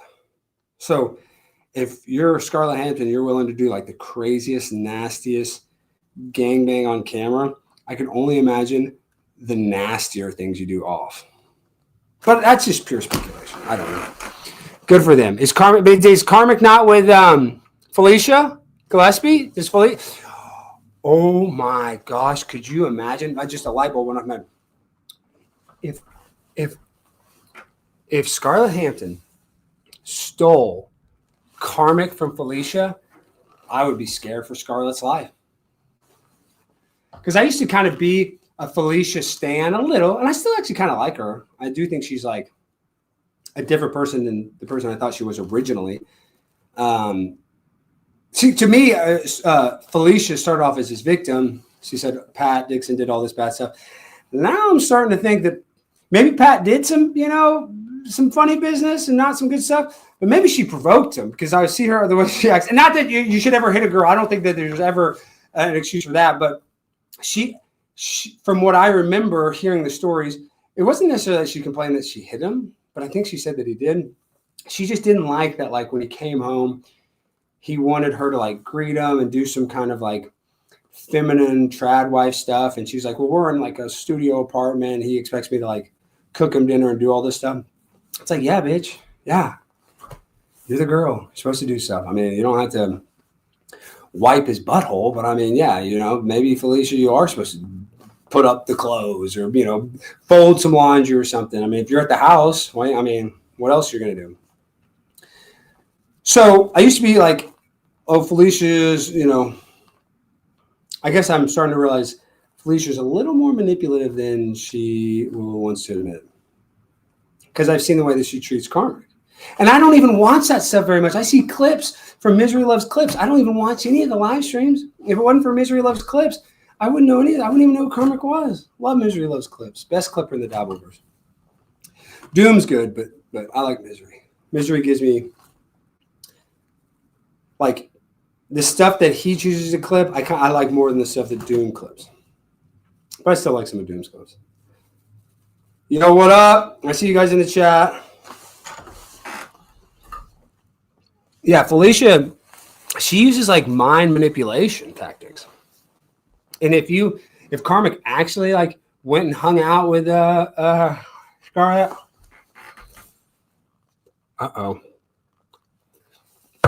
Spaghetti-O. Oh, Doom is a she? Is that true? See, I didn't even know that. Probably why I don't like their clips as much as I like Misery Loves Clips. Oh my God! Look at the horns. The horns are like perfectly on my head. That's kind of cool looking. Now, Oh my gosh. And then on top of all this, like I've been sick, haven't been feeling good. I haven't been traveling as much, which is kind of nice because I did have to travel to Amfest, so I was really sick, which I had a blast at Amfest, but I was sick the whole time, really sick. So I really only kind of spent one full day there. But that was the only time I think I had to travel while I was sick. So I've been laying low. And we are going to get back to streaming. Hopefully the show starts in less than 2 weeks. Hopefully in 9 days we're going to start doing the show 5 days a week. What's with Aaron's jail time? Didn't Aaron already do his jail time? Man, Aaron paid his debt to society, dog. You know what? That gives him street credibility. Your bitch ass has never been in the pen. You got a guy like Steel Toe Joe. He's been in there, man. He was part of the White Aryan gang in there, man. The Muslim Brotherhood recruited him. He said, nah. He said, I'm not doing all that. So what you might think, oh, he's just some ex-convict. I think he's a seasoned American, okay? And I know you're white, whoever put that thing, so you don't know anything about damn seasoning. Hit that like button! Hit that damn like button. Another win for the toe. Well, has Aaron commented? I haven't seen. As Alyssa Clips, has Aaron commented on Sonny, Nick's dog passing away from eating random substances that Nick won't say? See, that's why I feel like, oh, shoot, my TV thing. That's why I feel like Nick is lying. That's why I feel like Nick is lying because why not just say the substance that the dog got into? Why be vague about that? And I know it's a little pug, so they have kind of a, they don't have a super strong constitution like a pit bull or something. A pit bull can like chew on metal wires and get electrocuted and be fine. But a little pug, they are much more tender. They need a lot more care. See, if Nick does see this, Nick, this is where you fucked up. You live in Minnesota. Get like a husky and put a little kennel outside if you don't want to take it. Put a heated kennel outside. You can let the dog inside the house. What I'm saying, if it wouldn't be that expensive, I think he owns a house next to a house. I'm just saying, put a chain fence with a little, roof on it, and it's a heater in it. And I mean, obviously, I guess in Minnesota it's so snowy that that's probably not even possible in the winter. But there's people that have dog kennels in Minnesota. But you know what I mean? I'm just saying, if he had an outdoor dog that was indestructible, then he would have just basically had to feed it and give it water, and it would have made it. But instead, you have this delicate pug, and you're hiding it in the bathroom that you're doing massive amounts of drugs in, and you tell us a story how the dog got into a lethal toxic substance and died while you were on vacation. And maybe you got into the toxic substance at the dog sitter's house or whatever, but I have a hard time believing anything Nick Rekieta says. But I hate that he lost his dog. I do not like that for Nick, and I do not like that for his family. And my heart and condolences do go out to you and your family, Nick. But I would, just speculate that you're probably not the best dog dad. I mean, you did have a kid test positive for cocaine, right? But you said that it was a false positive. So, but usually those false positives, like sometimes they'll do 2 tests. I don't know if they did multiple tests. I don't know. But according to the Akashic Records, how can you spot somebody from Somalia? They can't spell and they're driving a Cadillac. Do they drive Cadillacs? I don't even know. I feel like they would drive like a Hyundai or something, but the Leering Center. And shout out Nick Shirley. He's doing some great work. But to be fair, I think James O'Keefe covered the Somali fraud in Minnesota as well, like in 2020. So this isn't like, it's more of like an open secret than it is some hidden thing. And I'm happy people are getting mad about it. I'm happy that there's this effort to say we shouldn't pay federal taxes. I'm going to continue to pay my taxes, not because taxation is theft. I disagree with it, but I don't want to go to jail because as soon as I don't pay my taxes, they're going to come find me and take my ass to jail. Okay. So I have to follow the rules, and I don't trust the government. So I don't trust them to, not come after me. So I'm going to continue to pay my taxes. I don't want to give anybody tax advice on what to do, but I do like how this is kind of motivating people and realizing that there's so much government waste and fraud that we're being screwed, and that our money is going to social services that don't help Americans, don't help veterans, don't help society, at least our society. And so I guess that's good that more and more people are waking up. But I think it's like also we already knew this. So it's like we have this cognitive dissonance. Like we know the government has lied to us in the past, right? Like we know they've lied to us about 9/11. We know they lied to us about, things surrounding the pandemic. We know they lied to us about January 6th. Like we know that the government has lied to us about there's countless examples of the government lying to us. But for some reason now, we want to still believe the government. Now we want to trust the government because Trump's in charge. I'm sorry. I will never trust the government no matter who's in charge. I will never trust the government. Because the government's job is to do what? It's to control us. It's to manage us. It's to keep us in the dark. And I would rather have a society that is based on full transparency. And that's why, I saw everybody's Palantir, which is not, Palantir is not good, but how they're going to get Palantir in is they're going to say that we need it for all of the government duties. We need Palantir to be able to check everybody's work that's working in, the Department of Defense or this department, that department. So they need Palantir to almost kind of be guardrails to help, run the country. But they're going to use that to, in essence, use artificial intelligence to control us. They'll put in the government first, and then they're going to use it to control us. So I'm kind of nervous. Hey, Alex in chat. I'll check this later. I'll be 44 in 4 hours. Happy birthday, Soundophonic. Happy birthday. Everybody give Soundophonic a happy birthday. 44, fofo. It's a good year. It's a good fofo. That seems like some sort of Illuminati ritual or something. Congratulations. We're not guaranteed to make it to 44, but I heard this. I read this tweet, and I already knew this. It's like how we already know the government lies to us, but then we all of a sudden want to believe them. The average life expectancy is 74 years old. So you're halfway down at 37. I'm over 37. That means my life is half over. But I don't look at it like that because I'm lucky to be alive every single day because no day tomorrow's not promised. Nothing's promised to us. Literally nothing. Other than the fact that we are going to die one day. That is a promise. But other than that, nothing's promised. So I guess we just got to be grateful, have some gratitude. And that is what I have noticed. Now, let's get into some metaphysical woo-woo-ness lately. Ooh, look at this. I was homeless for about a month and a half in early 2021, and all around the Twin Cities, I saw people taking the vaccine. So Minnesota isn't all bad, I guess. Superman, happy that you're not homeless, living in your car or bumming on the streets. I know a lot of people are doing that right now. All these like TikTok influencers, like living in my car. They are getting lots of views, so good for them. But it's kind of sad that all these people are having issues. Now, obviously, Superman's doing well. Give him $5 super chat. So good. Give it up for Superman. Went from the streets to the freaking high-rise penthouse, baby. So thank you, Superman. I really appreciate that. I'm happy you're doing better. But yeah, I go out on in Las Vegas, and they're on Fremont Street doing the damn vaccines about 4 a.m. Love it. Pfizer loves it. Moderna loves it. Oh, but I'm talking about the gratitude is the attitude. No, I agree. But I was talking about, I forget, it was one of these streams where you're like arguing about manifestation. And like, you do have to kind of dream it to achieve it. You have to visualize it. I guess I'm more of like a visualization person, but I think they're different, but they're kind of similar.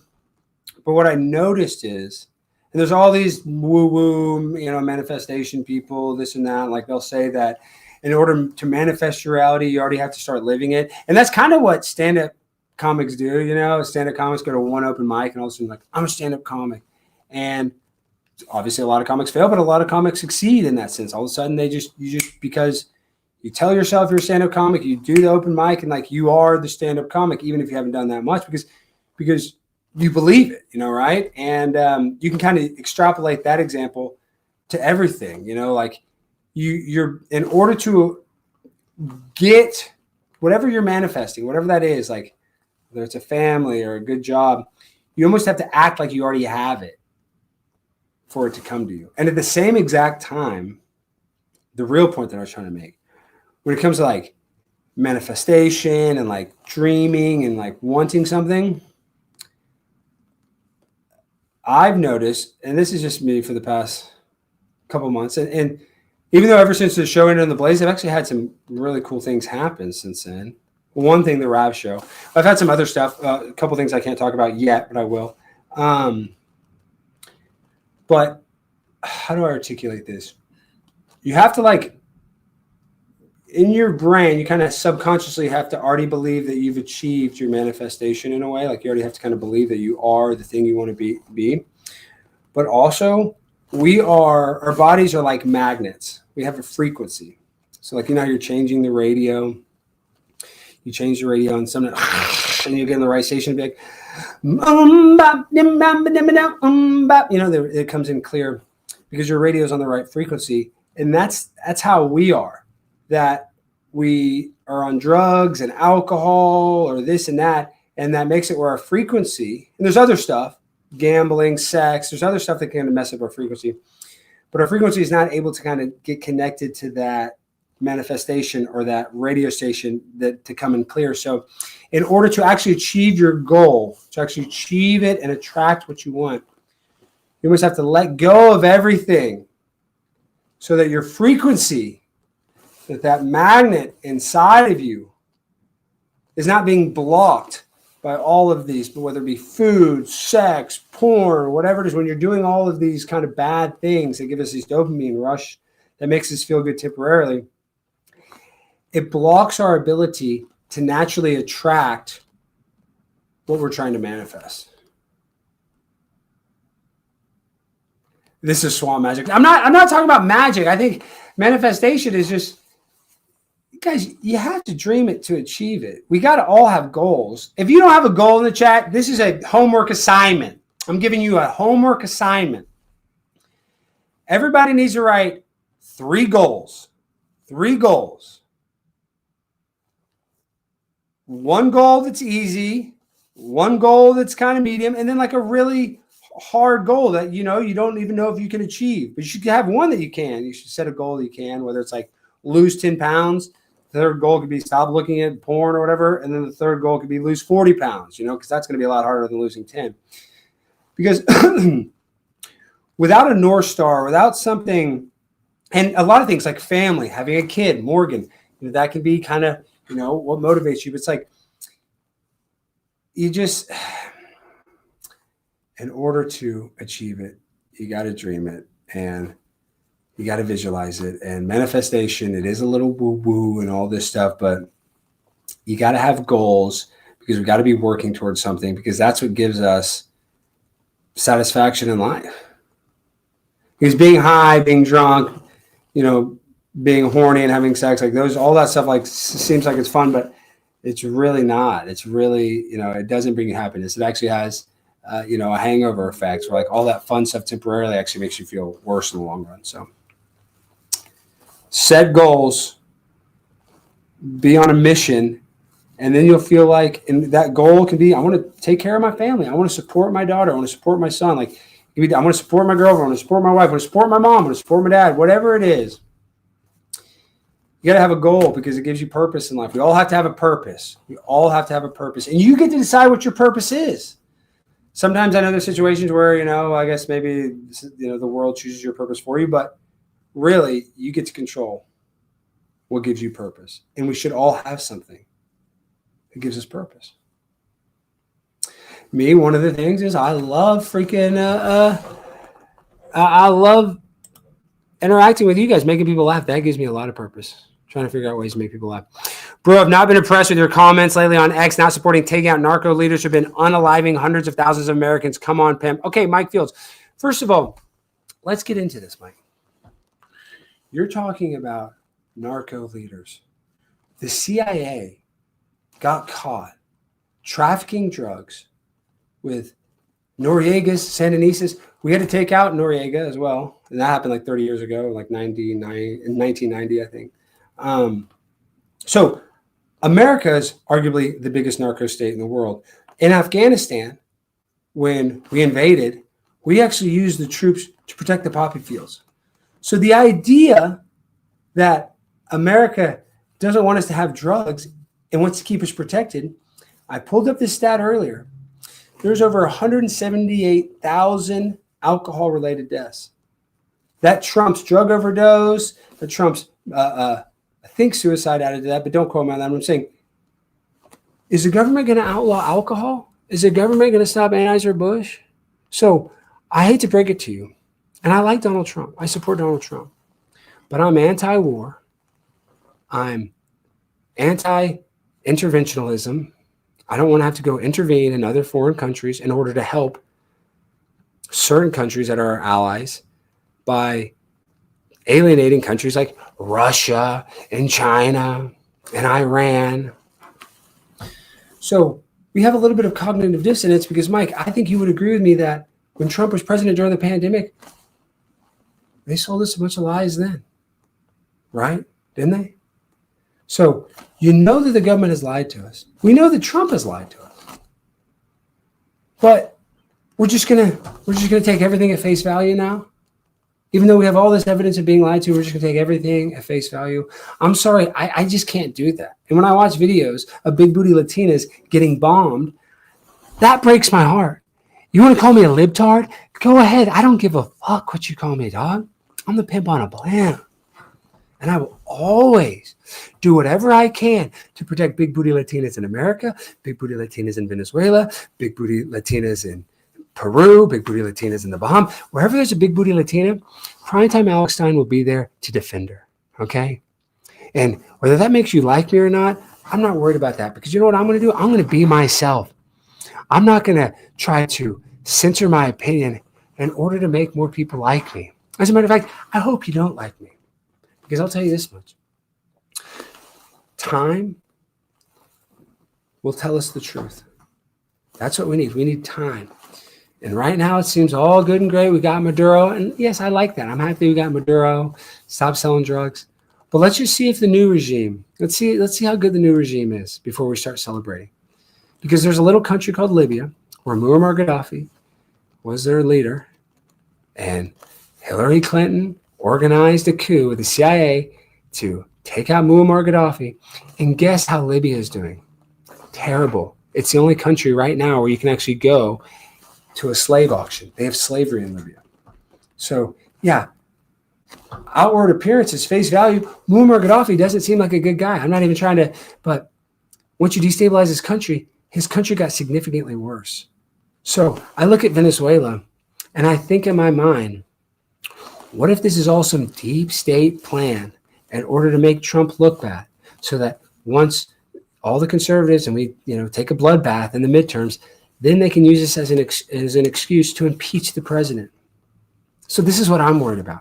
I'm trying to look at the macro thing. I'm not trying to look at the one strike and be like, oh, it's said and done, the conflict over. That's not how this shit works. This stuff's going to go for a long time. And yeah, maybe you might think I'm wrong now, and maybe I'll be wrong forever, but maybe not. And all I need is time. So if you want to hop off the boat, the primetime cruise ship, I get it. I want you to stay. It's a beautiful buffet of content for you to enjoy. But if you can't ride with Primetime 99 because I'm calling balls and strikes and I don't necessarily agree with an unprovoked attack on a foreign country based on what I think is not the truth, I think that we're really attacking Venezuela and putting in new leadership because we want to benefit our allies by indirectly attacking China, Russia, and Iran, because that's where they get all their oil from Venezuela. So I just think there's more play here than what meets the eye. And I'm sorry that you don't like my comments. I'm sorry that you might not like me anymore, but I'm not going to change who I am. I'm not going to change my opinion to try to please people. Being a people pleaser, it's not going to work.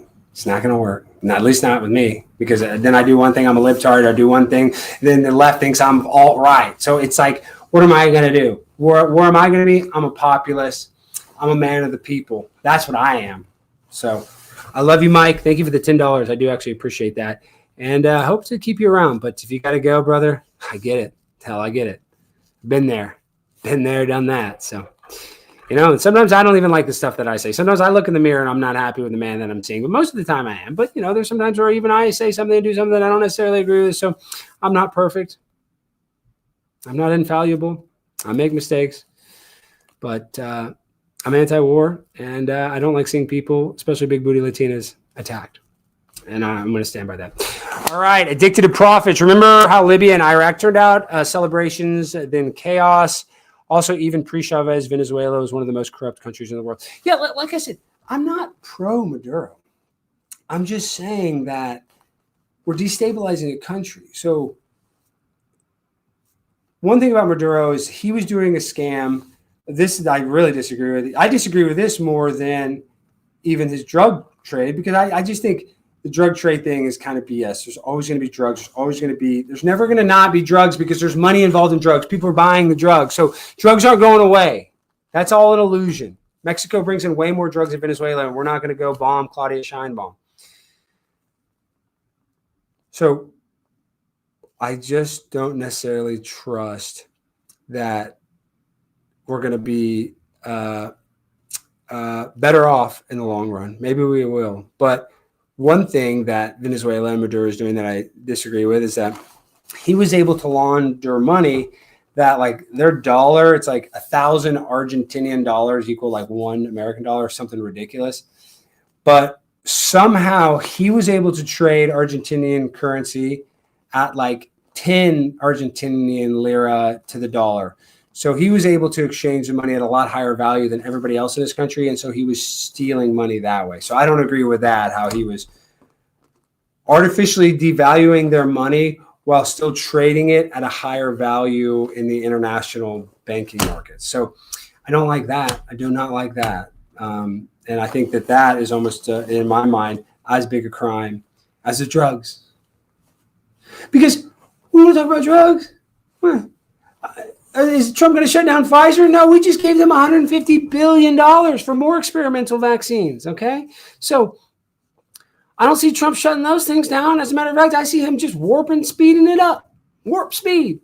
What's past warp speed? Super warp speed. So that's all I'm saying. Okay? Whether you agree with me or not, that's fine. We can disagree. There's a lot of people that I like and watch that I don't agree with. But Venezuela is a corrupt country. And maybe the people are happy that Maduro is gone. But, what is it saying? The grass is always greener. And then you get to the other side, you're like, man, this grass isn't that green. And it's always be careful what you wish for. That's the problem. Is be careful what you wish for. You get your wish. And it's not what you thought. It's not always what you thought. Oh, we got another $10 super chat. Oh, do we miss this $5 one? Thank you so much. How can conservatives fight a corrupt media that dims control? Well, did you guys just see CBS? Supposedly was going to run a CBS report about Jeffrey Epstein, and the Trump administration got it shut down. Hold on. CBS. Let me pull it up. CBS. Jeffrey Epstein pulled. Let's see. Oh, of course, into the news. Jeffrey Epstein episode pulled for. Okay, let's see. Where is this? Oh my gosh, why is this? Okay, CBS not releasing. This is.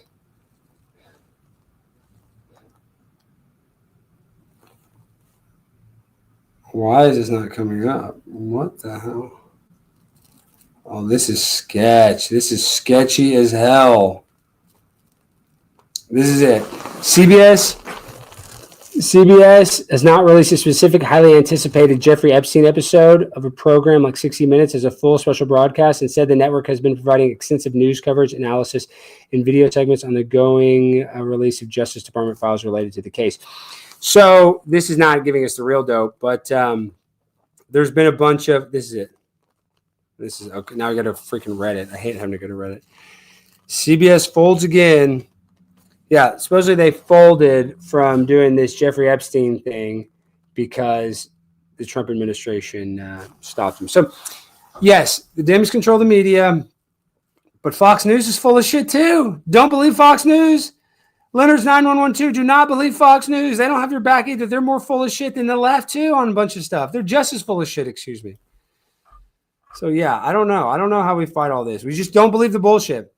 Thank you, Mike Fields. Still support the Pimp on a Plane, baby. Thank you, Mike. I appreciate that, dude. I appreciate that. I hope you don't take my comments too you can take them seriously, but I hope you don't, take my opinion like it's gospel, because it's not, because I'm wrong about stuff. I'm not going to sit here and tell you, I know everything. I just speculate this stuff based on past evidence. I'm making an assessment of what I potentially think is going to happen. Do I know what's going to happen? Of course not. Of course not. I've been wrong, and I'll be wrong again, and I'll be right again on some stuff. What did I say earlier? Time will tell. Thank you for the $10 super chat, Mike. I think that's over 20 from you, brother. Dude, thank you so much. You guys have been crushing it, super chats. You guys are really crushing it. I should get a hold of Zachary Levi.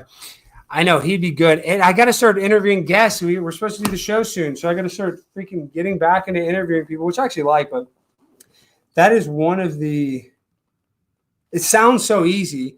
I remember when I first started doing my podcast, it actually was easy when I was really a nobody, like, hey, will you come on my podcast?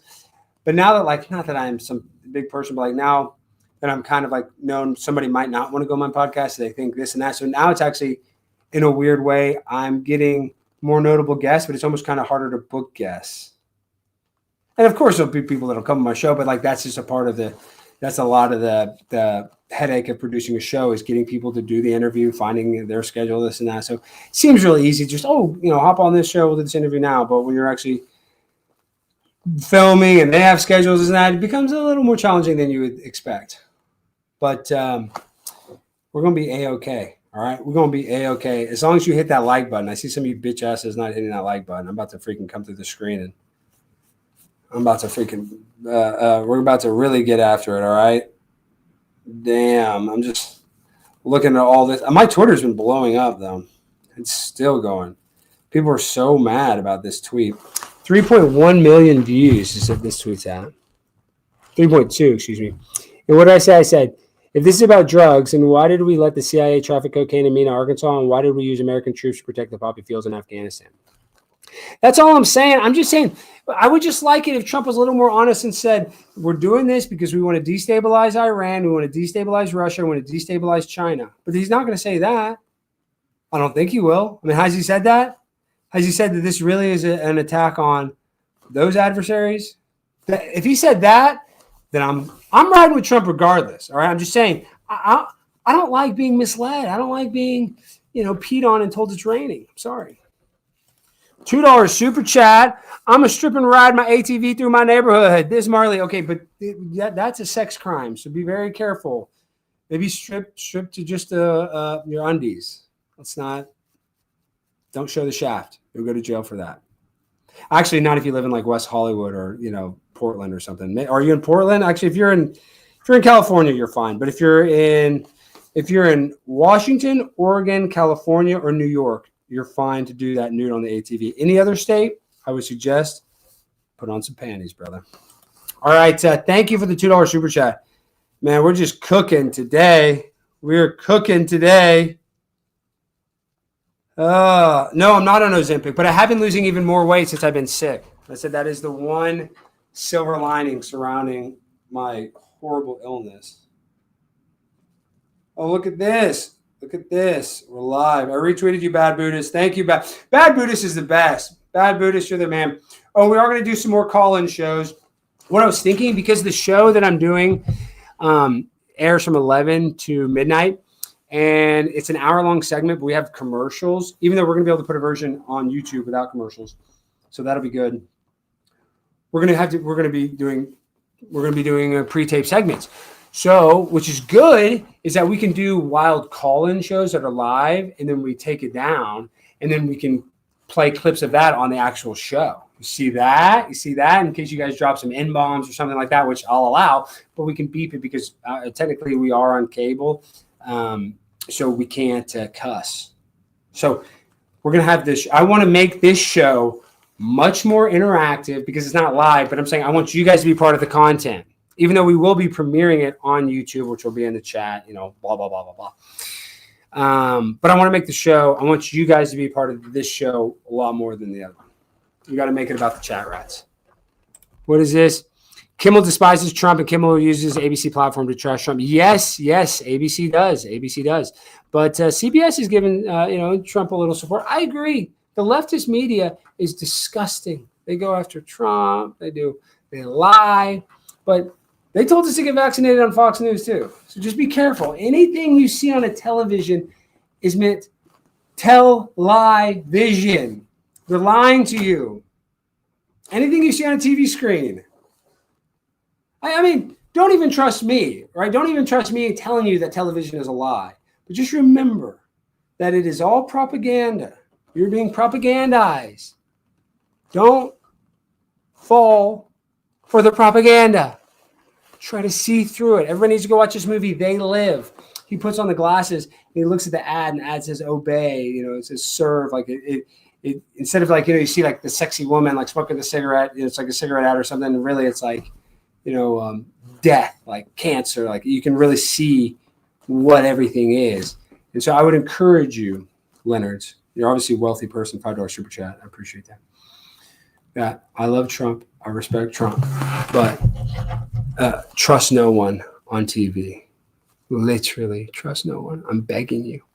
As a matter of fact, believe the opposite of what they say on most things. Because some stuff that it tells the truth about, some stuff's obvious, but the stuff that's not, I would almost fade the mainstream media. I would. I don't trust them. Just because they got big fancy cameras and all this stuff doesn't mean jack shit. Doesn't mean jack shit. Kimmel said it was one of our own. He was right. Liz Marley. I know that was to the last comment, but I don't know. What was the last comment? Kimmel despises Trump and Kimmel uses ABC to platform trash Trump. Kimmel said it was one of our own. He was right. I don't know. Jimmy Kimmel's also a fucking idiot. But I used to like Kimmel back on the Man Show. So I used to like Howard Stern. Now Howard Stern fucking sucks. Yeah, don't trust me. Why should I be considered trustworthy? I go and put on a tuck-friendly bathing suit at city council meeting. So I'm not here to make you trust me, really. I'm just here to kind of, like I said earlier, just call balls and strikes. You don't have to agree with me. Actually, as a matter of fact, you probably should disagree with me on some stuff because I'm not the sharpest tool in the shed. Am I a sharp tool? Yeah. I mean, can I cause some damage? Hell yeah. But am I the sharpest? No. And I'm not going to pretend like I am because I'm not going to lie about that. Am I the sexiest man in conservative politics? Yes, one of them, for sure.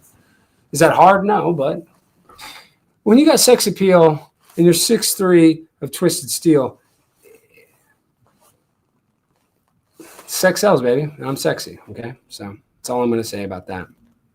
That's all I'm going to say about that. And I honestly want to keep streaming, not because I haven't been streaming lately, but my chest.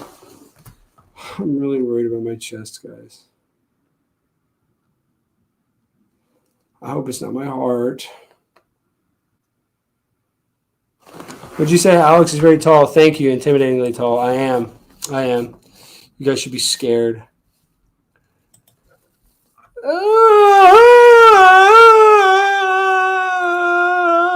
I'm making that noise. I don't feel good. Am I growing tits? No, my tits are getting smaller, if anything. If anything, my breasts have gotten much smaller, which is a good thing. Men aren't supposed to have gynecomastia or whatever the hell it's called. Big bitch tits is what it's called. You're not supposed to have bitch tits if you're a man. If you're a lady, you're supposed to have them now. Big milkers. All right. Did we miss any super chats, guys? I didn't get the booster. I'm about to go get my booster, so shut the hell up. Should we live stream the booster? I'm going to go to CVS. They're going to give me a free hot dog. I'm getting a free foot-long coney from Sonic. They give you a voucher. You go to Sonic, chili's extra, but you get a foot-long coney. So I'm going to feed it to my dog because I don't eat that shit, but still get it for free, so I don't want it to go to waste. I can't even read that. I bet I'll cut some pancake nips. No, I don't. You want to see my nip? I have very small nips. Actually, they're really small in relation to my body, if we're going to be honest. Actually, really small in relation to my body, but I kind of need bigger dinner plates. I got these tiny little side plates. You know, I wouldn't mind having some big old plates, some real nipped out nips. Why not? I've had these small nips my whole life. I've had some. You ever see those people have to get the surgery because their nips are too long? I don't want that. I don't want long nips. I wouldn't mind the bigger nip. I don't want a huge. I mean, you know, my nip was fine. I got my nips. I'm okay with my nips. I'm not gonna. I got enough things to worry about. I'm not gonna start looks maxing my nips. Okay, my nips are fine. My nips are fine. And it's funny though. I love how they're making the argument that looks maxing is kind of like transgenderism, but they did have a good point. You guys seen Clavicular? It's hard to say that. There's a stream where Clavicular is on testosterone. He was talking about how he is not producing, if you're on testosterone, your body doesn't naturally make sperm, right? So you have to take like all these chemicals to get your body to start producing sperm. So you're basically sterile if you're on testosterone for a while and your body is not making it, it's artificially taking it. So your testes stop producing it. So in a way, like a transgender person makes themselves into a sterile eunuch. I mean, the difference is Clavicular can take like Clomid and take some drugs and his body will start producing testosterone. I think it takes like a couple months. And then he could theoretically turn his testes back on. So that's a little different. But if we're just calling balls and strikes, you could argue that he is at the same exact time as a trans person making themselves sterile. He is making himself sterile to look better because he's only on testosterone to look better. So that argument actually is kind of solid. I kind of thought that was kind of funny how there is a little bit of a similarity to the looks maxer that is on testosterone that is infertile compared to the trans person that's on hormones that's infertile. Like there is, the Venn diagram, there's some overlap for sure. We love Michael Jackson. Michael Jackson is innocent. I want that to be known as well. The government lied about Michael Jackson. The FBI investigated Michael Jackson for 19 years, never convicted him of one crime. That was all lies, believing lies, ex-maids and stuff, trying to get money and trying to. And Michael Jackson, yeah, did he have Arrested Development? Did he have to grow up at like 5 years old to start leading the Jackson 5 so he didn't get to have a childhood so that, permanently damaged him later on in life? Yeah, sure. I'll give you all that. But Michael Jackson did more to help kids. He had charities in Africa that helped starving African children. He was famous for going to hospitals and helping sick kids. As a matter of fact, it's not Jody, or maybe it was Jody. I forget which kid it was. One of the kids that accused him was later found out to be a liar of molesting him. He also said that Michael Jackson found him because he was on TV. He was in the hospital because the kid had leukemia, had kid cancer. And that he said this, Michael Jackson cured his cancer. Let me pull it up. Let me ask ChatGPT, see that'll answer. What kid said Michael Jackson cured his cancer? What's this? Maybe the kid didn't have cancer in the first place. It was all a scam, but I don't know. Let's see. We're about to pull this up. The child who publicly claimed Michael Jackson helped him beat or cure his cancer was Gavin Arevzo. Look at this. The child who publicly claimed that Michael Jackson helped beat or cure his cancer. In the 2003 documentary, Living with Michael Jackson, the 13-year-old Gavin Arevzo, a cancer survivor, had been diagnosed, appeared with a rare aggressive form at age 10, appeared alongside Jackson. During the film, Gavin credited Jackson's friendship and emotional support with helping him overcome the disease. The narrator, Bashir, stated, according to Gavin, it was Michael's friendship and support that helped him beat the cancer. Gavin had been told he might die, but after treatment, including removal of a kidney, spleen, and tumor, and going into remission, he thanked Jackson for helping him beat cancer. And then later developments, Gavin later became the accuser in Michael Jackson's 2005 child molestation trial, where he testified that Jackson had coached him to make those positive statements, including claiming Jackson pretty much cured his cancer As part of a rebuttal to negative publicity from the documentary, Gavin said Jackson told him it was an audition and instructed him to say complimentary things, but that it wasn't true. Jackson wasn't heavily involved during most of the treatment. Jackson was acquitted of all charges in 2005. See? You cure a kid's cancer, and all of a sudden the kid wants some money, and you don't give him the money. He's like, well, you just told me to say that. But guess what? His cancer got cured, motherfucker! You didn't have cancer anymore. And who visited you in the hospital? Who helped pay your medical bills? Who helped you after you got out of the hospital, put you in Neverland Ranch? Michael! And then you lied. You tried to say that he molested you, and then you went to court with no evidence, and you lost, and you're a liar, and he cured your freaking cancer. We live in a world where you can cure somebody's cancer and they're going to accuse you of raping them.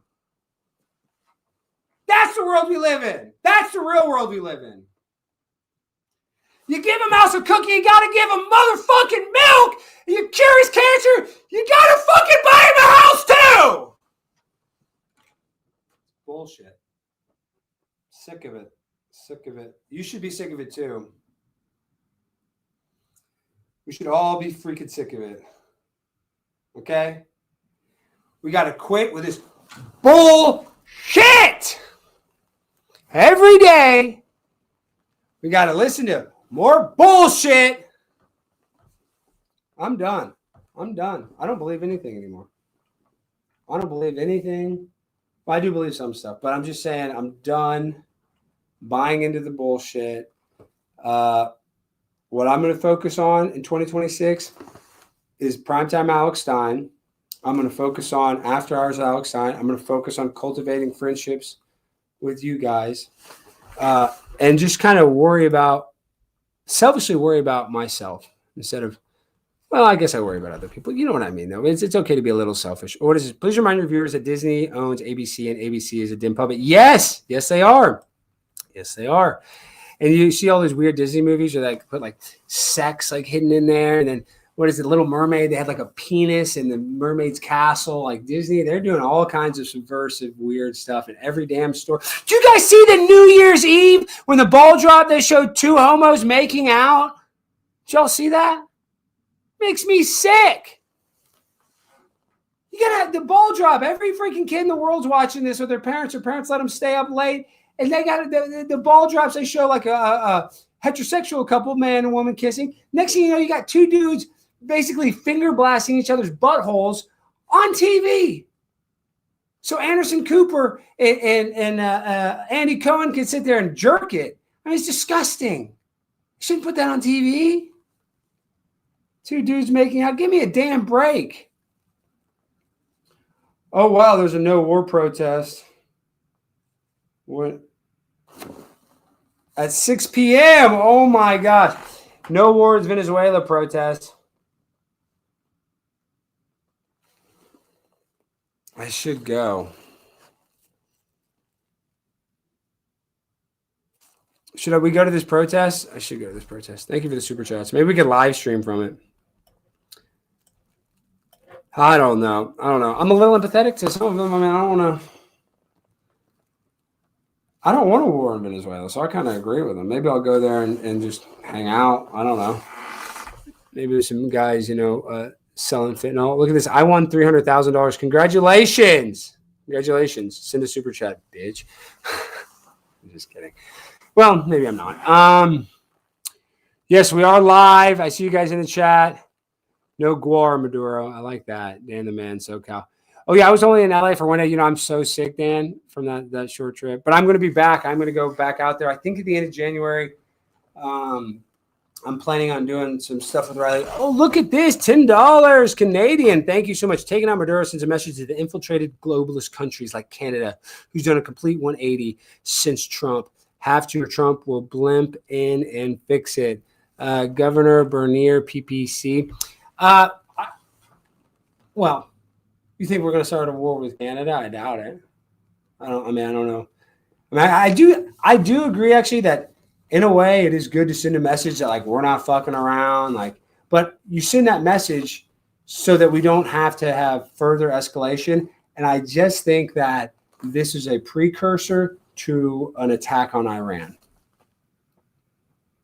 Notice we didn't have any footage of that attack, but if we do go into, Tehran, Iran, like the capital, there'll be a lot of iPhone footage. And so like part of what we saw in Venezuela is to desensitize us. And I'm just speculating this to the future conflicts we're going to be involved in. And bet your bottom dollar, I like the idea. I said, oh, yes, we should intimidate them. We do one strike. Maybe that will send a message to the rest of the world. But trust me, we're going to have to send some more damn messages because this is like AOL Instant Messenger. America's just going to send messages everywhere because we need every motherfucker to know that we're coming here to fucking bomb your ass. Is that good? I don't know. I don't like the stray cats that got killed in Venezuela last night. They didn't deserve it. I'm an animal lover. Always have been, always will be. So big booty Latinas deserve amnesty and protection, and cats and stray dogs too. And I don't know what the third one is. White people. I know. Can you imagine all those poor freaking cats just bombed? There was cats near that military base too. You know it. You know it.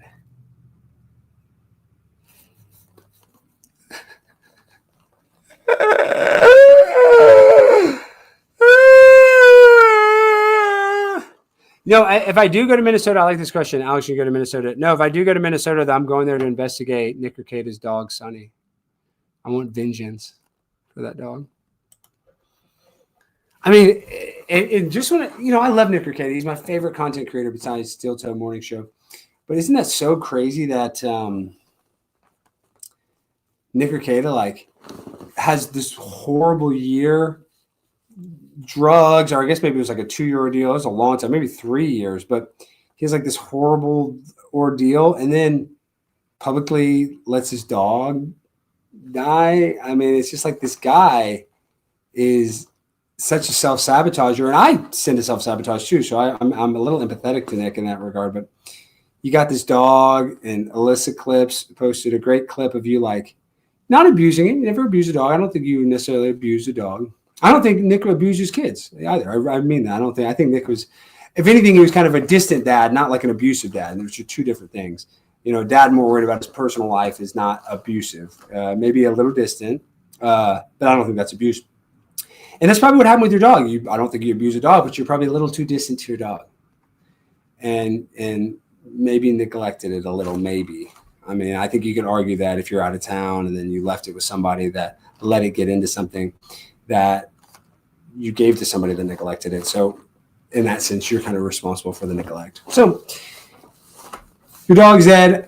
That's not cool. That's not good. I'm sorry for you in that regard, but I want some more answers. Just like I want some more answers about the government. I want some more Nick Rekieta answers. That's right. Ain't no vengeance like some Alex Stein vengeance. Just think of poor Dan Crenshaw. I know. Do you see the Dan Crenshaw and Sean Ryan? And I like Sean Ryan, but you know what I'm starting to think with their fight? And I was reading Dan's response, and I read the emails from his lawyers to his, and it just seemed to me what I think. You want to get into the conspiracy world? Sean Ryan is supposedly ex-CIA or ex-intelligence agency or whatever. I'm rubbing my eyes while I say this. And then Dan Crenshaw is obviously close to the intelligence agency. I think he's in charge of the Intelligence Committee, which is one of the most powerful committees on Capitol Hill in D.C. This is probably just all bullshit. They probably didn't want to do the interview because their CIA handlers are like, no, just create a public spat, get a bunch of clicks, but don't actually do the interview. Because then they don't actually have to have the fight. They can have the public fight online, but they don't actually have to be in person fighting, and so they both don't really get exposed. Not that Sean Ryan was going to get exposed, but maybe Dan Crenshaw was going to say shit about him. Maybe he does have some skeleton in his closet that Dan knows about. I don't know, but I know that message that Dan sent about how his buddies at SEAL Team 6 didn't like what Sean Ryan was saying. So to me, it just seems like a bunch of gay drama. And I think Sean Ryan, I disagreed with at the very end when he's like, you won't sign the waiver, so you're uninvited. If you invite him in the first place, I think you almost can't uninvite him. And I know you're like, well, you can't cancel an interview, but you should have given him to the time that you said you're going to do the interview. And if he didn't show up with the paperwork there, then you don't do it. But you don't uninvite him before you even give him the chance because you kept saying that he didn't sign something. I think you could argue that he could sign that form up until the minute that you start the episode. So I would have given him, Sean Ryan, time to come there. And if that's really why you didn't want him to do it, because he didn't want to sign this new document, maybe you come in person. You can put lines through what you don't like. And then that's how you do. You talk in person to get a deal done. That's how you do in business. So the fact that they both didn't want to do that, or Sean didn't want to do it, makes me feel like they didn't want to do the interview at all. Because people were getting mad at Sean Ryan for being too nice to Hunter Biden in his interview. And I watched some of it. And Viva Frey did have a good analogy. He's like, well, he gave him kind of an easier interview because when you are tough on people, they turtle up. They get in their shell and they're hard to communicate with. But I also think there's a way with Hunter Biden that you can almost press him in like more of a fun way. You can be like, I like to party. I like to do this. Maybe you tell him a crazy story of something you've done, and then maybe he tells you one. So I don't know. I mean, these softball interviews, people are like, why are they giving softball interviews? Because one thing, when you're hosting a guest, I know there's like hosts that'll get mad at their guests. And I mean, there's been times where I've done that. But generally, even if you disagree with the person you're interviewing, if they're giving you their time and their respect to come on the show, there is a little bit of gratitude you should show to the guest, even if you disagree with their political views or whatever they did. So like there is a little bit of respect you should show them. If you're the interviewee, ask them to come on your show. But whatever, it's all stupid and gay. Dan Crenshaw's gay. Sean Ryan's, I mean, he's cool, I guess. But I mean, some of his interviews, I don't want to get into one of his other interviews I didn't really like. I don't want to get into that. But yeah, Sean Ryan. I don't know. Maybe he's a real deal. He needs to have primetime Alex Stein on, but Sean Ryan doesn't really want to protect big booty Latinas. People say share some crack recipes. Yeah, okay. It's just baking soda and crack, and Coke. You just get it and you just whip it, and you got to get the stove, you got to get the glass, you just whip it and cook it and bake it, dog. And the next thing you know, you're smoking hot rocks.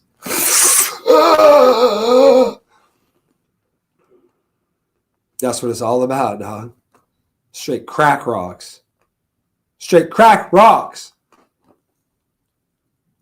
I'm starting to sweat a little bit. I'm literally starting to sweat. Oh, it's so hot in here. It's so hot in here. We're about to go to this damn protest. I can't freaking believe that I gotta go out to this protest. And it's a no war in Venezuela protest. I probably should go live. This is in 3 hours.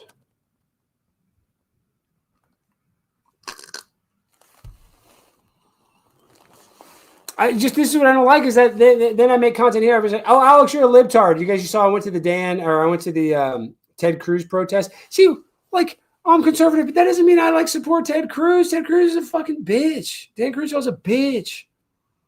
I'm just supposed to listen to these baby back bitches because they have a R next to their name? No.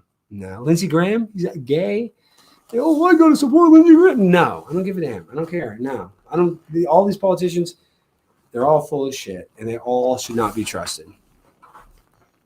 Seriously, trust no one. Maybe your loved ones or family is literally the only ones you can trust. And even then, people have been lied to by some of the closest people in their families and lives. So, don't shoot. Hands up. Don't shoot. I can't breathe. I really can't, actually. I don't even want to say that jokingly because my chest in this area, I know I've been saying it all stream, is so sore. Like, I want to go to this protest. I've been so tired. I'm going to have to go take a nap before I go to it. And even then, I still have a bunch of loogies and I don't know. I do not feel great. I'll just say that much. I do not feel good. I've been sick. And I've been sick for 3 weeks. I've not been this sick this long in forever. I don't know what the hell is going on with me. I don't get it. I don't get it. I'm so hot too. And then at night I turn on the AC. Like I'm hot and I got the AC freezing. And then I wake up and I'm like frozen. So then I turn it off and I wake up, I'm sweaty. So my body's like hot, cold, chills, body aching, chest hurting. My throat's not really that sore. It just hurts like right in here. My arm's been hurting too. Is there any doctors in the chat? I think I might be having heart issues because my arm is hurting right here and my chest is hurting like right here so much. I know. I'm about to get the booster. I heard that's good for your heart. They say the vaccine's really good for it. People are saying I have lung cancer. I know, maybe. You know, it's crazy. You know what I started doing? Well, no, I guess I've been alping since, a while ago, but ever since I've been alping a lot, it has nothing to do with the alp, I don't think, but the more I've been alping a lot while I've been sick, and I don't think it's been helping. I'm surprised people got mad at you at ICE protests. Most conservatives are advocating for all illegals to go home. You would think that they would at least hear you out for trying to protect big booty Latinas. I know, Superman. I'm on their side. $10 super chat. Thank you. You would think they would be more accepting of a guy like myself that's actually fighting for maybe not all of their people, but I'm fighting for some of them, and that's better than none. Some is better than none. But it's just like that kid that said that he got molested by Michael Jackson, you know? You cure a kid's cancer, you got to buy him a house too. You know, it's never enough with these people. Never enough. I protected big booty Latina. Now I got to protect big booty Indians. That's not happening. That's not happening. I like brown booties, but I don't like them that brown. I don't like them that brown. They're stinky too. They don't wear deodorant. So I can't imagine. I bet the women don't even wear deodorant. Do Indian women wear deodorant? We know Indian guys don't wear deodorant. I think I played that video on the show, but let me see if I can find it on Twitter. Indian doesn't Indian deodorant. Deodorant. Why is deodorant so hard to spell? There you go. Deodorant. Wait. What's your least favorite race?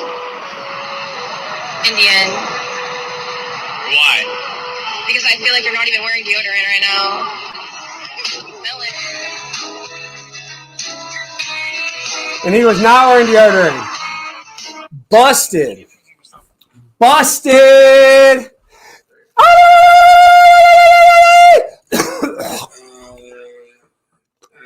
Guys, I'm not doing good. Hit the like button. Yeah, you see how they're just eating and playing in cow poop and drinking cow urine? It's disgusting. What the fuck is that about? And I'm an animal lover. I love my dogs, love my cats. The idea that I'm ever going to... I hate when the damn cat pees outside the litter box. I hate it. Imagine having the cat pee on me. Fuck that. No way. 0% chance. So, you just let a cow take a dump on you? Like you're some OnlyFans model? No. That's weird as hell. Yeah, there's a lot of freaking purebloods in here. Oh, hey, I'm going to be doing some city council videos this week. We're going to have to be talking about Venezuela. I think I'm going to go try to do like 2 this week. Because we got to start. I kind of build some up for the next week. So when we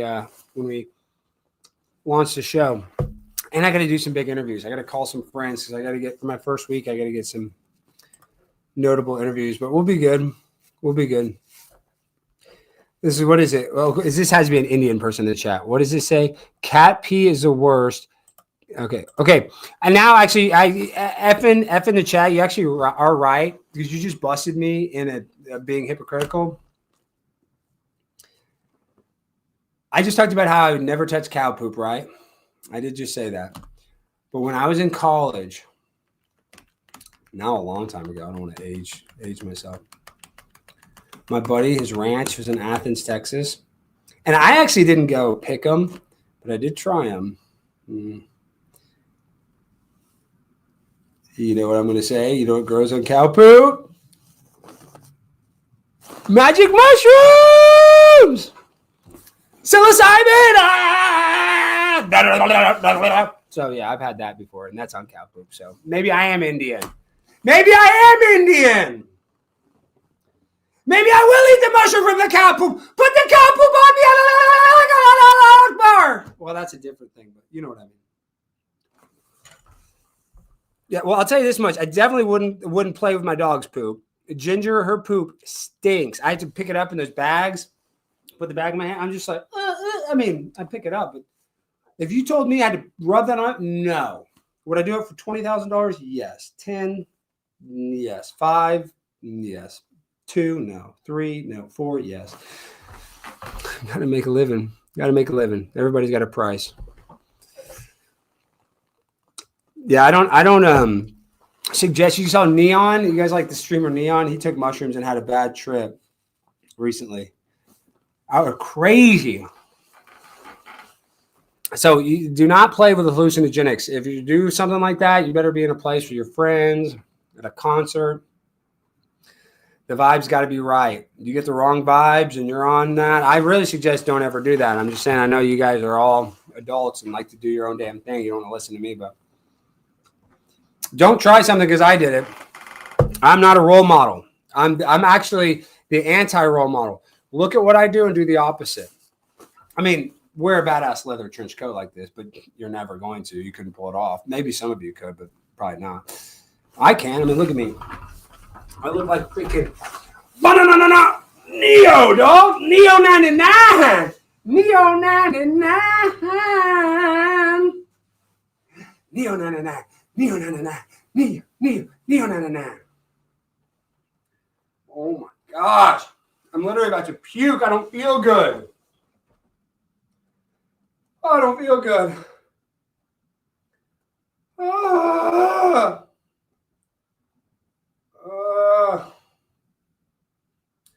Let's see.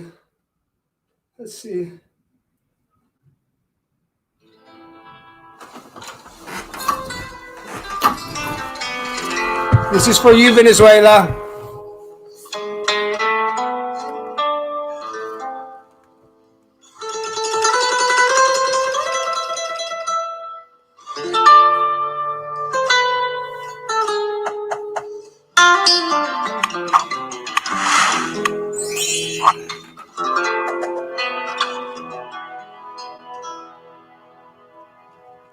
Maduro!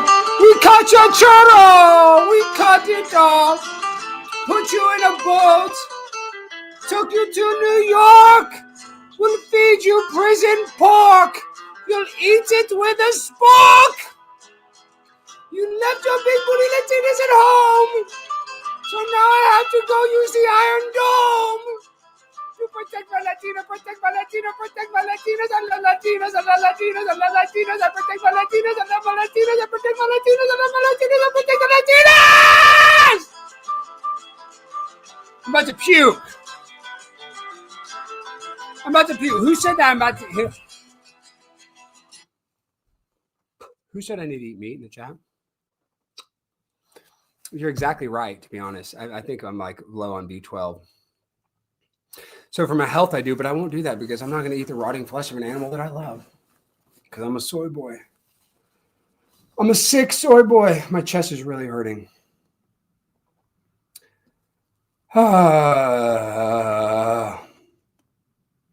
Maduro's done. Maduro, we ate your churro. They have delicious churros at Disneyland. I haven't been to Disneyland in years, but that's what they're famous for. Maduro's not going to be eating any more churros. No more churro for Maduro. They arrested his wife. Was his wife bad? Probably, but you think they're in the same cell? Doubt it. I doubt it. Okay, we really do have to end the stream. I do not feel good. I do not feel good. His wife is white. Is that true? He didn't even get a big booty Latina? Okay, then good. I'm happy we attacked him. Why would you discard all that beautiful booty for a white gringo? Not me. Couldn't be me. Actually, it could be, but you know what I mean. My chest is tight. Like my chest and kind of heart area hurt. My arm hurts. That's why I'm thinking it's something to do with my heart.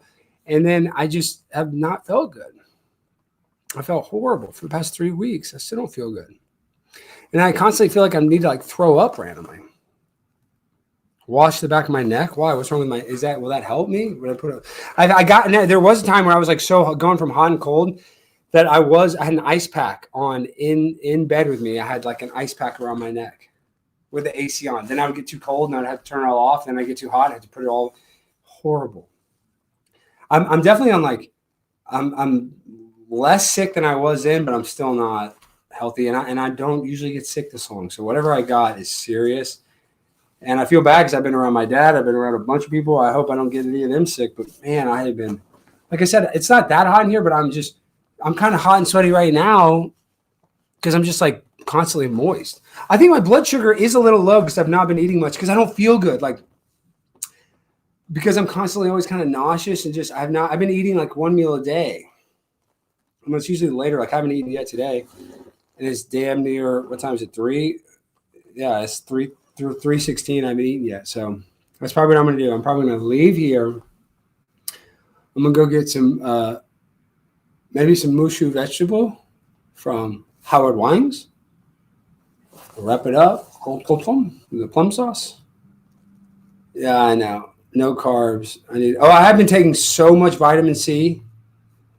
And I used to always think, just vitamin C and knock it out. I've had 5,000 milligrams of vitamin C every day for the past 3 weeks. Maybe that's why I'm in so much pain.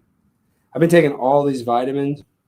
I've had so much. Somebody said garlic and honey. I've been organic honey and water with lemon and cayenne pepper. I've tried that. Didn't really. Once again, it's not really my throat's not really hurting. It's like I feel like sick in my stomach. My chest is hurting. My arm is sore. I'm hot and cold constantly.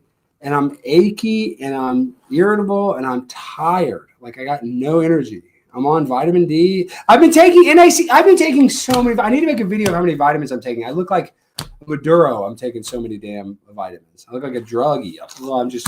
I'm like all these plastic in the, the pills are in the plastic capsules. I'm like, this can't be good for my body. Maybe that's why I'm sick. I do think NAC is good though. Yeah. Everybody should get on a little bit of NAC. It's good. I'm not vegan. I eat eggs. I eat eggs every day, basically. And I've been drinking these protein shakes since I've been sick because I wasn't eating that much. It got to where I was like really thin, like not eating. I just got like, I didn't get Ensure. I got Kirkland brand or whatever, but I got protein shakes because I like was not eating and my stomach was nauseous, but I needed like calories. So that's how sick I've been. I've been the sickest I've been since I was in high school and I had mono. I guess I am getting older. I don't know. Life is short. It's scary sometimes. But, we shouldn't be scared. Shouldn't live in fear. But, no, I'm not going to start microdosing. Go to the doctor. I don't want to go to the doctor. I've not been to the doctor. I don't like the doctor. I don't want to even take any antibiotics. I don't want any of that. Even though I almost went to the hospital. Just because I felt so bad. My body was so achy and I couldn't sleep. I stayed up all night. That day after I shot with Steve Dude, I was like so sick. I stayed in bed. I slept like all day. And so at night I couldn't go to sleep. And it was kind of like that for 2 days where like I was sleeping during the day. And so at night I could hardly sleep. And it was like 2 days of this, of basically staying up mostly during the night, sleeping mostly during the day. Even though I was in bed all night, I was in bed the whole time. But, I was like on my phone at night during the day. I was able to sleep better for some reason. But like the third day of that, I woke up and I was like just not sleeping well. I called my dad. I was like, Dad, I just feel so bad. He's like, we got to go to the hospital. We go to the hospital. I was like, I'm just going to keep taking this flu medicine. I was taking that Dayquil stuff and I just was taking Dayquil and vitamins and I just try to sleep through it. And once again, I do feel a little better, but I'm not out of it yet, but we will be soon. But thankfully, we just bombed a bunch of people in Venezuela. So that's always good. We love that. So, congratulations to Donald Trump. We did it again, baby. We did it. We did it. We did it, mother trucker. We bombed you. I love you guys. All right. I'm out of here. I know I am looking healthy because I'm losing weight. So God bless America. God bless the free people liberated from Venezuela. God bless Israel. And God bless Mark Levin and Ben Shapiro. We love you, Ben Shapiro. Thank you, Ben. Everybody go follow Ben Shapiro. He's losing subscribers, so please go follow him. I love you. Don't follow me. Follow Ben Shapiro. Good night.